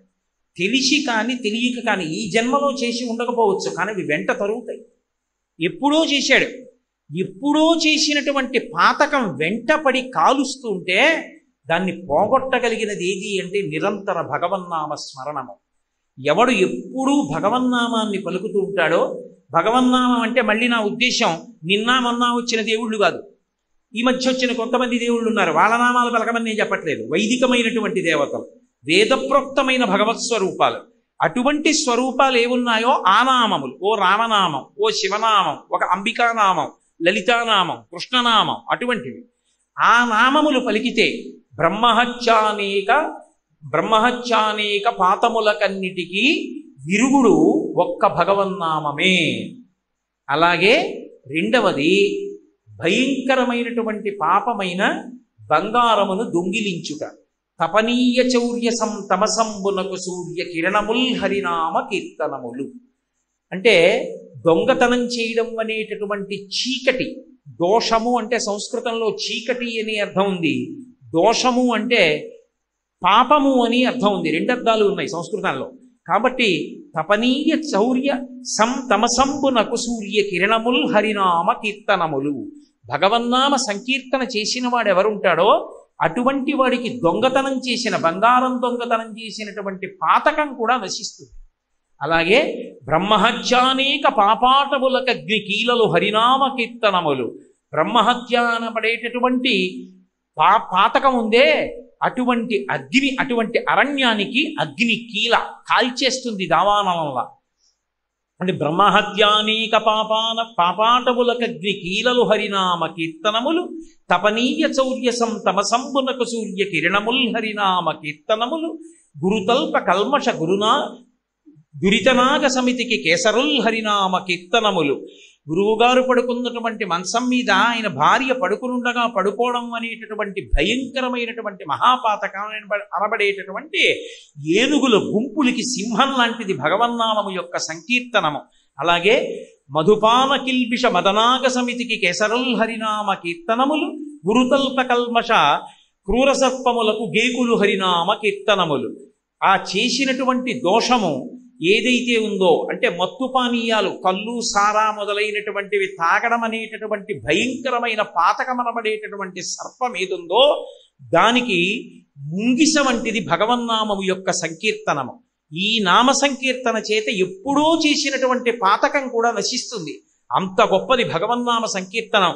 మహిత యోగోగ్ర నిత్య సమాధి విధుల అరలు బ్రహ్మాది సురలకు అందరాని భూరి నిర్వాణ సామ్రాజ్య భోగ భాగ్య ఖేళనంబులు హరినామ కీర్తనము. ఎప్పుడు 4 ముఖాలతో వేదం చదువుతూ సమాధిలో ఉండి తనలో తాను శ్రీమన్నారాయణుణ్ణి అనుభవించగలిగినటువంటి చతుర్ముఖ బ్రహ్మగారు పొందగలిగినటువంటి వైభవం కన్నా కూడా గొప్ప అదృష్టాన్ని ఇవ్వగలిగినటువంటిది భగవంతుని యొక్క నామ సంకీర్తనం. కాబట్టి మహిత యోగోగ్ర నిత్య సమాధి విదుర ఎలలు బ్రహ్మాదిసురులకు అందరాని భూరి నిర్వాణ సామ్రాజ్య భోగ భాగ్య కేలనంబులు హరినామ కీర్తనములు. భగవన్నామమునందుండే లక్షణం ఏమిటో తెలుసా? దానికి ఒక గొప్ప లక్షణం. భగవన్నామాన్ని పలికేటప్పుడు భగవంతుణ్ణి పిలుస్తున్నానని పిలవక్కర్లేదు. నేను ఏదో సుబ్రహ్మణ్యనామం పలుకుదాము అని సుబ్రహ్మణ్యుణ్ణి పిలవక్కర్లేదు. నా మనవుడికి కార్తికేయ శర్మ అని పేరు పెట్టుకున్నాను అనుకోండి. ఒరే కార్తికేయ శర్మ, కార్తికేయ శర్మ, కార్తికేయ శర్మ అని 10 మాటలు వాడితో ఆడుకుంటూ పిలిచాను అనుకోండి. నేను కార్తికేయ శర్మ అని భగవన్నామాన్ని ఉచ్చరించానని నా ఖాతాలో వేస్తాను. అందుకే భగవన్నామము ఎంత గొప్పదని చెప్పారంటే, బిడ్డ పేరు పెట్టి పిలిచిననైన విశ్రామ కేళినైన పద్య గద్య గీత భావార్థములనైన కమలనయను తలుప కలుషహరము. అది భగవంతుణ్ణే పిలవక్కర్లేదు. అందుకే పూర్వం పిల్లలకి పేరు పెట్టుకుంటే తప్పకుండా భగవన్నామాన్ని పెట్టుకునేవారు. ఎందుకు పెట్టుకునేవారు అంటే, తెలిసో తెలియకో 10 మాటలు పిల్లాన్ని పిలుస్తుంటే భగవన్నామం పిలవడం అయిపోతుంది. పైగా భగవంతుని నామము మీద ప్రీతి అంకురించడానికి దానికి సంబంధించిన విషయం తెలియాలి. పిల్లవాడి మీద ప్రేమ అంకురించడానికి కొత్తగా సాధనక్కర్లేదు. వాడు నా మనవడు కాబట్టి నాకు ప్రీతి, నా కొడుకు కాబట్టి నాకు ప్రీతి. ఏదో నా కొడుకు పేరు షణ్ముఖుడు అనుకోండి, ఒరే షణ్ముఖ, ఒరే షణ్ముఖ అని అవసరం ఉన్నా లేకపోయినా 4 మాటలు పిలుస్తాను. ఎందుకు పిలుస్తాను? వాడంటే నాకు ప్రీతి కాబట్టి. ఏదో నా భార్య పేరు ఈశ్వరి అనుకోండి, ఈశ్వరి ఈశ్వరి అని 10 మాటలు పిలుస్తున్నాను అనుకోండి. భార్యని ఈశ్వరి ఈశ్వరి అని పిలిచి, కొడుకుని షణ్ముఖ షణ్ముఖ అని పిలిచి, కూతుర్ని శ్రీవల్లి శ్రీవల్లి అని పిలిచి, మనవణ్ణి కార్తికేయ కార్తికేయ అని పిలిచి, మనవరాల్ని శ్రీకరి శ్రీకరి అని పిలిస్తే ఒక రోజు మొత్తం మీద నీ కుటుంబ సభ్యుల్ని పిలవడానికి నువ్వు ఎన్ని మాటలు పిలుస్తావు? కోడల్ని ఏదో కోడల్ని భగవన్నామం ఉంటే ఆ భగవన్నామంతో పిలుస్తున్నావు అనుకో, అప్పుడు ఎన్ని మాటలు భగవన్నామం నీ నోటితో నువ్వు ఉచ్చరించినట్టు. అన్ని మాటలు భగవన్నామం. నువ్వు భగవంతుణ్ణి కాదు కదా పిలిచింది, నీ పిల్లల్ని కదా పిలిచావు. భగవన్నామం పిలిచిన ఫలితం ఎందుకు ఇవ్వాలి నీకు అని అడగరు. నీ పిల్లల్ని పిలిచిన నామము ఈశ్వరుడిది కాబట్టి భగవన్నామోచ్చారణ చేశామన్న ఫలితం ఇస్తారు. అందుకే పూర్వం పిల్లలకి అర్థం పర్థం లేకుండా ఏదో చిత్ర విచిత్రమైనటువంటి పేర్లన్నీ పుస్తకాల్లో చదువుకు పెట్టేవారు కాదు.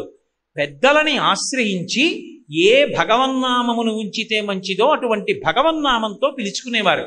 కాబట్టి బిడ్డ పేరు పెట్టి పిలిచిననైనా విశ్రామ కేళినైనా, ఆఖరికి ఏదో ఖాళీ దొరికింది, ఆడుకుంటున్నారు. ఆడుకునేటప్పుడు నువ్వు రాముడి పక్షం, నేను కృష్ణుడి పక్షం. కృష్ణుడి పక్షంలో ఉన్న వాళ్ళందరికీ పేర్లు పెట్టుకున్నారు. ఏదో వీడి పేరు అనిరుద్ధుడు, వీడి పేరు బలరాముడు, ఇలా పేర్లు పెట్టుకున్నారు.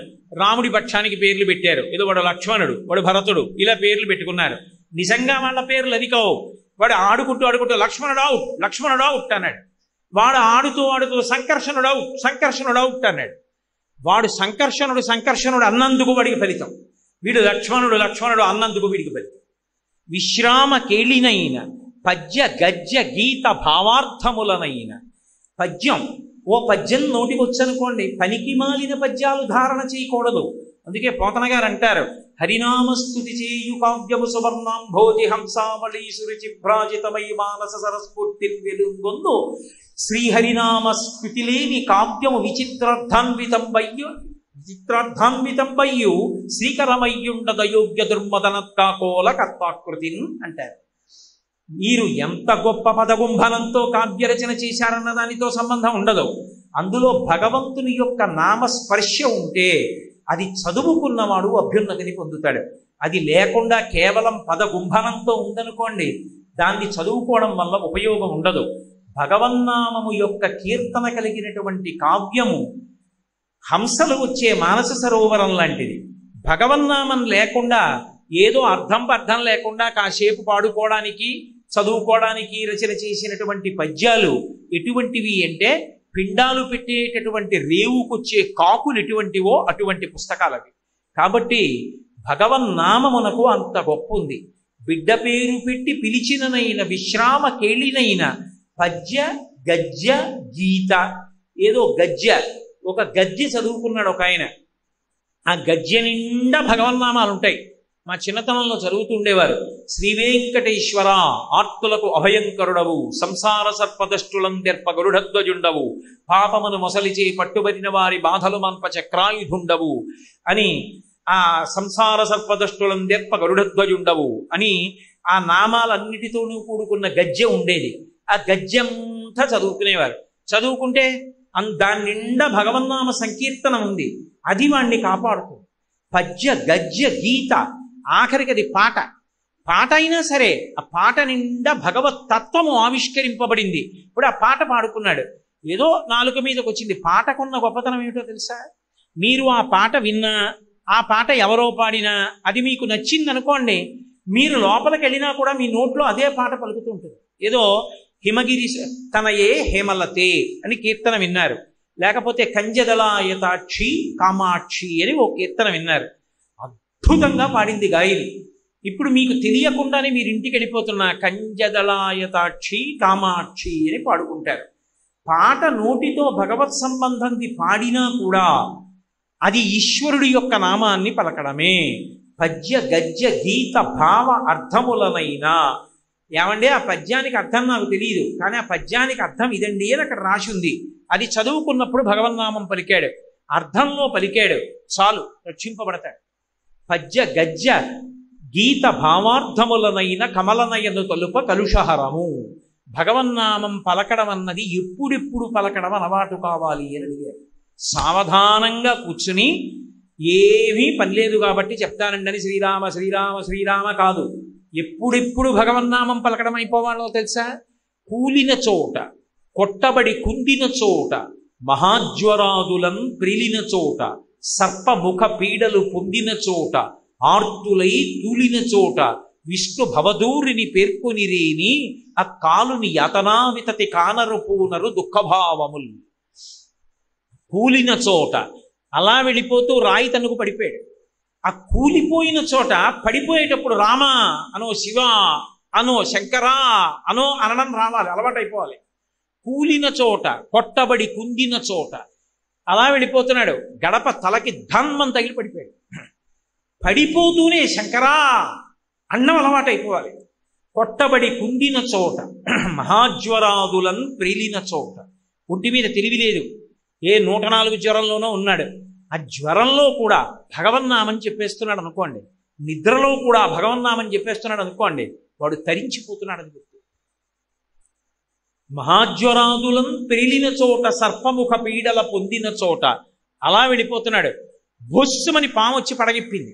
అప్పుడు కూడా గభాలన నోటి వెంట శంకరా అనో, రామా అనో నోటి వెంట రావాలి.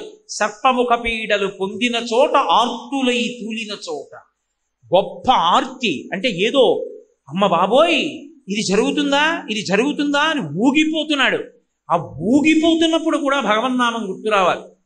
అలా గుర్తొస్తే ఆర్తులై తూలిన చోట విష్ణు భవదూరిని పేర్కొనిరేని, భగవంతుడి యొక్క నామం పలకడం అలవాటైతే ఆ కాలుని యాతనావితతి కానరు. అసలు యమధర్మరాజు యొక్క దర్శనం అటువంటి వారికి ఉండదు. ఎందుకో తెలుసా? వాడికి గడప తగిలి పడిపోతే భగవన్నామని చెప్పడం అలవాటు. వాడు తూలి పడిపోతే భగవన్నామని చెప్తాడు. పాము కనపడితే భగవన్నామని చెప్తాడు. ఇన్ని చెప్పిన వాడు ప్రాణం పోయే ముందు వాడికి ఊపిరి అందక, ఊపిరి లోపలికి వెళ్ళక, లేకపోతే లోపల ఊపిరి బయటికి వెళ్ళక, గుటక పడక, కళ్ళు కనపడక, చెవులు వినపడక, భటులు కనపడుతుంటే భయపడిపోయినటువంటి సందర్భంలో ఈ అలవాటు మీద భగవన్నామని చెప్పాడు అనుకోండి. ఇప్పుడు ఆఖరణ భగవన్నామని చెప్పి వాడు ఎక్కడికి వెళ్తాడు? భగవన్నామం పలకగానే ఇక యమదూతలు కనపడరు, వెళ్ళిపోతారు. భగవత్ పార్షదులు వస్తారు. అందుకే ఆ కాలుని యాతనావితతి కానరు, ఇక యమధర్మరాజు కనపడడు. పూనరు దుఃఖభావముల్, అటువంటి వారికి దుఃఖములుండవు. భగవన్నామ సంకీర్తనము అంత గొప్పది. అందుకే ప్రాణం పోయేటప్పుడు భగవన్నామం చెప్పగలిగితే అంతకన్నా అదృష్టవంతుడు లోకంలో లేడు. మనకి ఒక మాట అంటారు, బ్రతికియున్నన్నాళ్ళు నీ భజన తప్పను కాని మరణకాలమునందు మరతునేమో ఆ వేళ యమదూతల అగ్రహంబున వచ్చి ప్రాణముల్పెకలించి పట్టునప్పుడు కపవాత పైత్యముల్ కప్పగా శ్రమచేత కంపముద్భవమంది కష్టపడుచు నారాయణాయంచు నాజిక్వతో నిన్ను పిలుతునో శ్రమచేత పిలువలేనో నాటికిపుడి నీ నామ స్మరణ చేతు చివినిడవయ్య భూషణ వికాస శ్రీధర్మపుర నివాస దుష్ట సంహార నరసింహ దురిత దూర. బతికున్నప్పుడు ఓపికున్నప్పుడు నామం చెప్తాను. ఆ రోజున చిట్ట చివరన ఆఖరి ఊపిరిలో ఆగిపోతుంటే కపవాత పైత్యములు కప్పేస్తే భయంకరమైన యమదూతలు వచ్చి పాశాలు వేసి ప్రాణాలని ఉగ్గడిస్తుంటే నారాయణాయంచు నా జిహ్వతో నిన్ను పిలుతునో శ్రమచేత పిలువలేను. అప్పుడు పిలవగలనో పిలవలేనో నాటికిప్పుడు నీ నామస్మరణ చేతు. ఇప్పుడే చెప్తున్నాను నారాయణ నారాయణ నారాయణ, ఇప్పుడే అంటున్నాను. చెవి ఒగ్గి విను. వీడు అన్నాడు నామం అని గుర్తుపెట్టుకో, అప్పుడు జ్ఞాపకం తెచ్చుకో. పాపం ఇప్పుడు అనలేకపోతున్నాడు కానీ అన్నాడు రా అప్పుడు అని, నన్ను రక్షించు తండ్రి, అప్పుడు అనగలనో అనలేనో బెంగ పెట్టుకుని ఇప్పుడు పలికారు పెద్దలు. భగవన్నామం అంత గొప్పది. కాబట్టి నారాయణాయంచు నా జిహ్వతో నిన్ను పిలుతునో శ్రమచేత పిలువలేనో నాటికిపుడి నీ నామస్మరణ చేతు చెవిరిడవయ్య భూషణ వికాస శ్రీధర్మపుర నివాస దుష్ట సంహార నరసింహ దురిత దూర. ఇప్పుడే చెవి ఒగ్గి వినవయ్యా స్వామి అంటారు. అజామీడోపాఖ్యానమని భాగవతంలో ఎన్ని పాపాలు చేసినా చచ్చిపోయే ముందు ఒక్కసారి భగవన్నామ సంకీర్తన చేశాడు. ఎందుకు? భగవంతుడిని పిలుద్దామని కాదు, కొడుక్కి నారాయణ అని పేరు పెట్టుకున్నాడు. యమదూతలు కనపడి ప్రాణాలు లాగేస్తుంటే నారాయణ నారాయణ నారాయణ అని ఆత్మ ప్రలపించి అంటారు పోతన గారు. కొడుకుని పిలిచాడు. ఈతడు కోటి జన్మలకు ఎక్కుడు సంఖ్యల ఎందు చెందు పాప నివహంబులనందిటి పారద్రోల ప్రఖ్యాతిమదిన్ మహామరణ కాలమునన్ హరి పుణ్యనామ సంభూత దివ్యాక్షర విభూతిని సంగ్రహంబునన్ అన్నారు. ప్రాణం పోయే ముందు ఒక్కసారి ఆఖరణ శరీరం వదిలిపెట్టేసే ముందు నారాయణ అన్నాడు. కాబట్టి ఈతడు కోటి సంఖ్యలకు ఎక్కుడు జన్మలయందు చెందు పాప నివహంబులనన్నిటి పారద్రోల ప్రఖ్యాతిమతిన్. కోటి జన్మలు కాదు, కోటి అంకెలు మీరు వేస్తే అది ఎంత అవుతుందో అన్ని జన్మలలో చేసిన పాపాలు ఆఖరణ చెప్పిన నామానికి పోయి. నామం అంత గొప్పది, భగవన్నామమును పలకడం అంత గొప్పది. భగవన్నామం పలకడం అంత తేలికైనది. అది విడిచిపెట్టుకోవడం అంతటి దరిద్రం. దాన్ని విడిచిపెట్టుకోవడం కన్నా ఇంకోటి లేదు. కానీ ఇన్ని తెలిసి పలకగలమా భగవన్నామాన్ని? పలకలేము. అక్కర్లేనివి ఎన్నో మాట్లాడబుద్ధేస్తుంది. అవసరమైన భగవన్నామం పలకడానికి మాత్రం సమయం ఉండదు.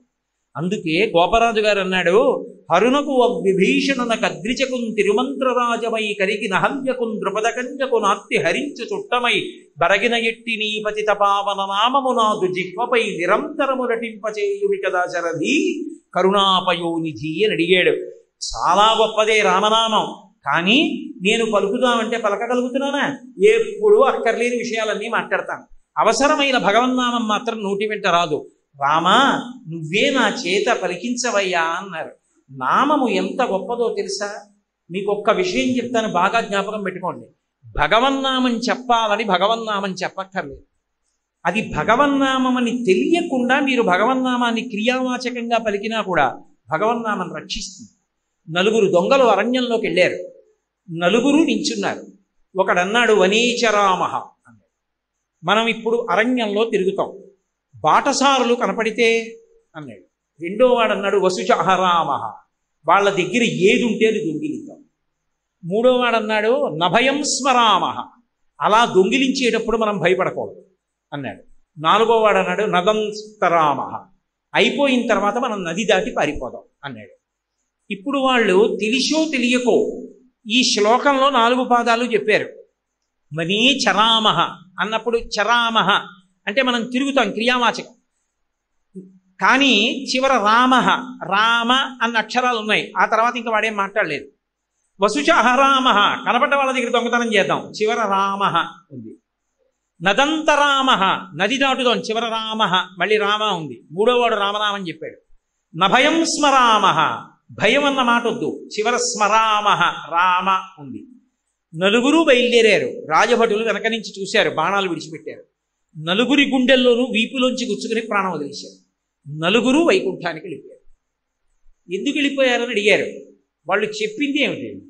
మనం అడవిలో తిరుగుదాం, దొంగతనం చేద్దాం, భయం అన్న మాటతో నది దాటి పారిపోదాం. కానీ వాళ్ళు చివర అన్న మాటలలో ఆఖరణ రామహ రామహ రామహ రామహ ఉంది. చివర వాళ్ళు పలికిన మాటలలో రామ ఉంది కాబట్టి వాళ్ళ పాపాలు పోయి అమృత బీజము చేత కవాటములు మూసుకున్నాయి. అందుకని వాళ్ళ పాపం లేదు, వైకుంఠానికి తీసుకెళ్ళిపోమన్నారు. ఏమంటే భగవన్నామానికి అంత శక్తి ఉంటుందా? ఏమిటి తెలియక పలికినా అంత ఫలితాన్ని ఇచ్చేస్తుందా? అని తెలియక తాగేశావు, చంపడం మానేస్తుందా? అగ్నిహోత్రం అని తెలియక ముట్టుకున్నావు, కాల్చేయడం మానేస్తుందా? ఊబి అని తెలియక దిగబడ్డావు, కూరుకుపోవడం మానేస్తుందా? భగవన్నామము అని తెలియక పలికినా కూడా అది దాని అమృతత్వాన్ని ప్రసరించేస్తుంది. నామము నామమే. అందుకే ఈశ్వర నామాన్ని పలకడం కన్నా భగవన్నామ సంకీర్తనం చేయడం కన్నా గొప్పది లేదు. కానీ ఒక్క విషయంలో పొరపాటు పడవద్దు అని చెప్పారు. ఏమిటో తెలుసా? ఇప్పుడు ఎందుకండి భగవన్నామం రిటైర్ అయిపోయిన తర్వాత పలుకుతాం, చచ్చిపోయే ముందు భగవన్నామం చెప్తే సరిపోతుంది కదా అజామీలుడిలాగా అంటావేమో. మితిలేని జగము దాల్చిన అతడొక్కడి మనములోన అనగెడువాడే. ఆయన మితిలేని సమస్త జగములను దాల్చినటువంటి వాడు. గతంలో అభ్యాసం లేకుండా మరణకాలంలో భగవన్నామం ఎందుకు వస్తుంది? రాదు, భయంతో చచ్చిపోతాడు. కాబట్టి ఆ నామాన్ని పలకడం అభ్యాసం చేసుకో. అభ్యాసమునకు తేలిక మార్గం ఇది. భగవన్నామ సంకీర్తనం ఎక్కడ జరుగుతుందో అక్కడికి వెళ్ళు. ప్రయత్నపూర్వకంగా సంకీర్తన జరిగే చోటికి వెళ్ళు. అందుకే ఎక్కడికి వెళ్ళండి భగవన్నామ సంకీర్తన మండలి అని ఉంటుంది. ఏదో లలితా సహస్రనామ సంకీర్తన మండలి, విష్ణు సహస్రనామ సంకీర్తన మండలి, రామనామ సంకీర్తన మండలి, లేదా భగవన్నామ సంకీర్తన మండలి. తెలియనివ్వండి, తెలియకపోనివ్వండి, దేవాలయం ఉన్న చోటికి వెళ్ళి నామం చెప్తే విపరీతమైనటువంటి విశేషం. చక్కగా భగవంతుని యొక్క వాహనం వెడుతున్నప్పుడు ముందు నామం పలుకుతూ వెళ్ళడం, సంకీర్తన చేయడం, నృత్యం చేయడం, దేవాలయంలో కూర్చుని అందరూ కీర్తన చేయడం, ఇది అలవాటు కావాలి. ఆ అలవాటు మనని కాపాడుతుంది. భగవన్నామ వైభవము ఎంత గొప్పదో, ఆ నామముని మన అందరం కూడా ఎందుకు పలకాలో ఇవాళ మీకు ఆ భగవన్నామ వైభవము అన్న విశేషం గురించి నా చేత పరమేశ్వరుడు పలికించినంత మేర పలికాను. మళ్ళీ రేపటి రోజున అత్యంత ముఖ్యమైనటువంటి విషయము ఇంకొకటి నా చేత భగవంతుడు పలికించి నన్ను మిమ్ములను కూడా కృతార్థుడు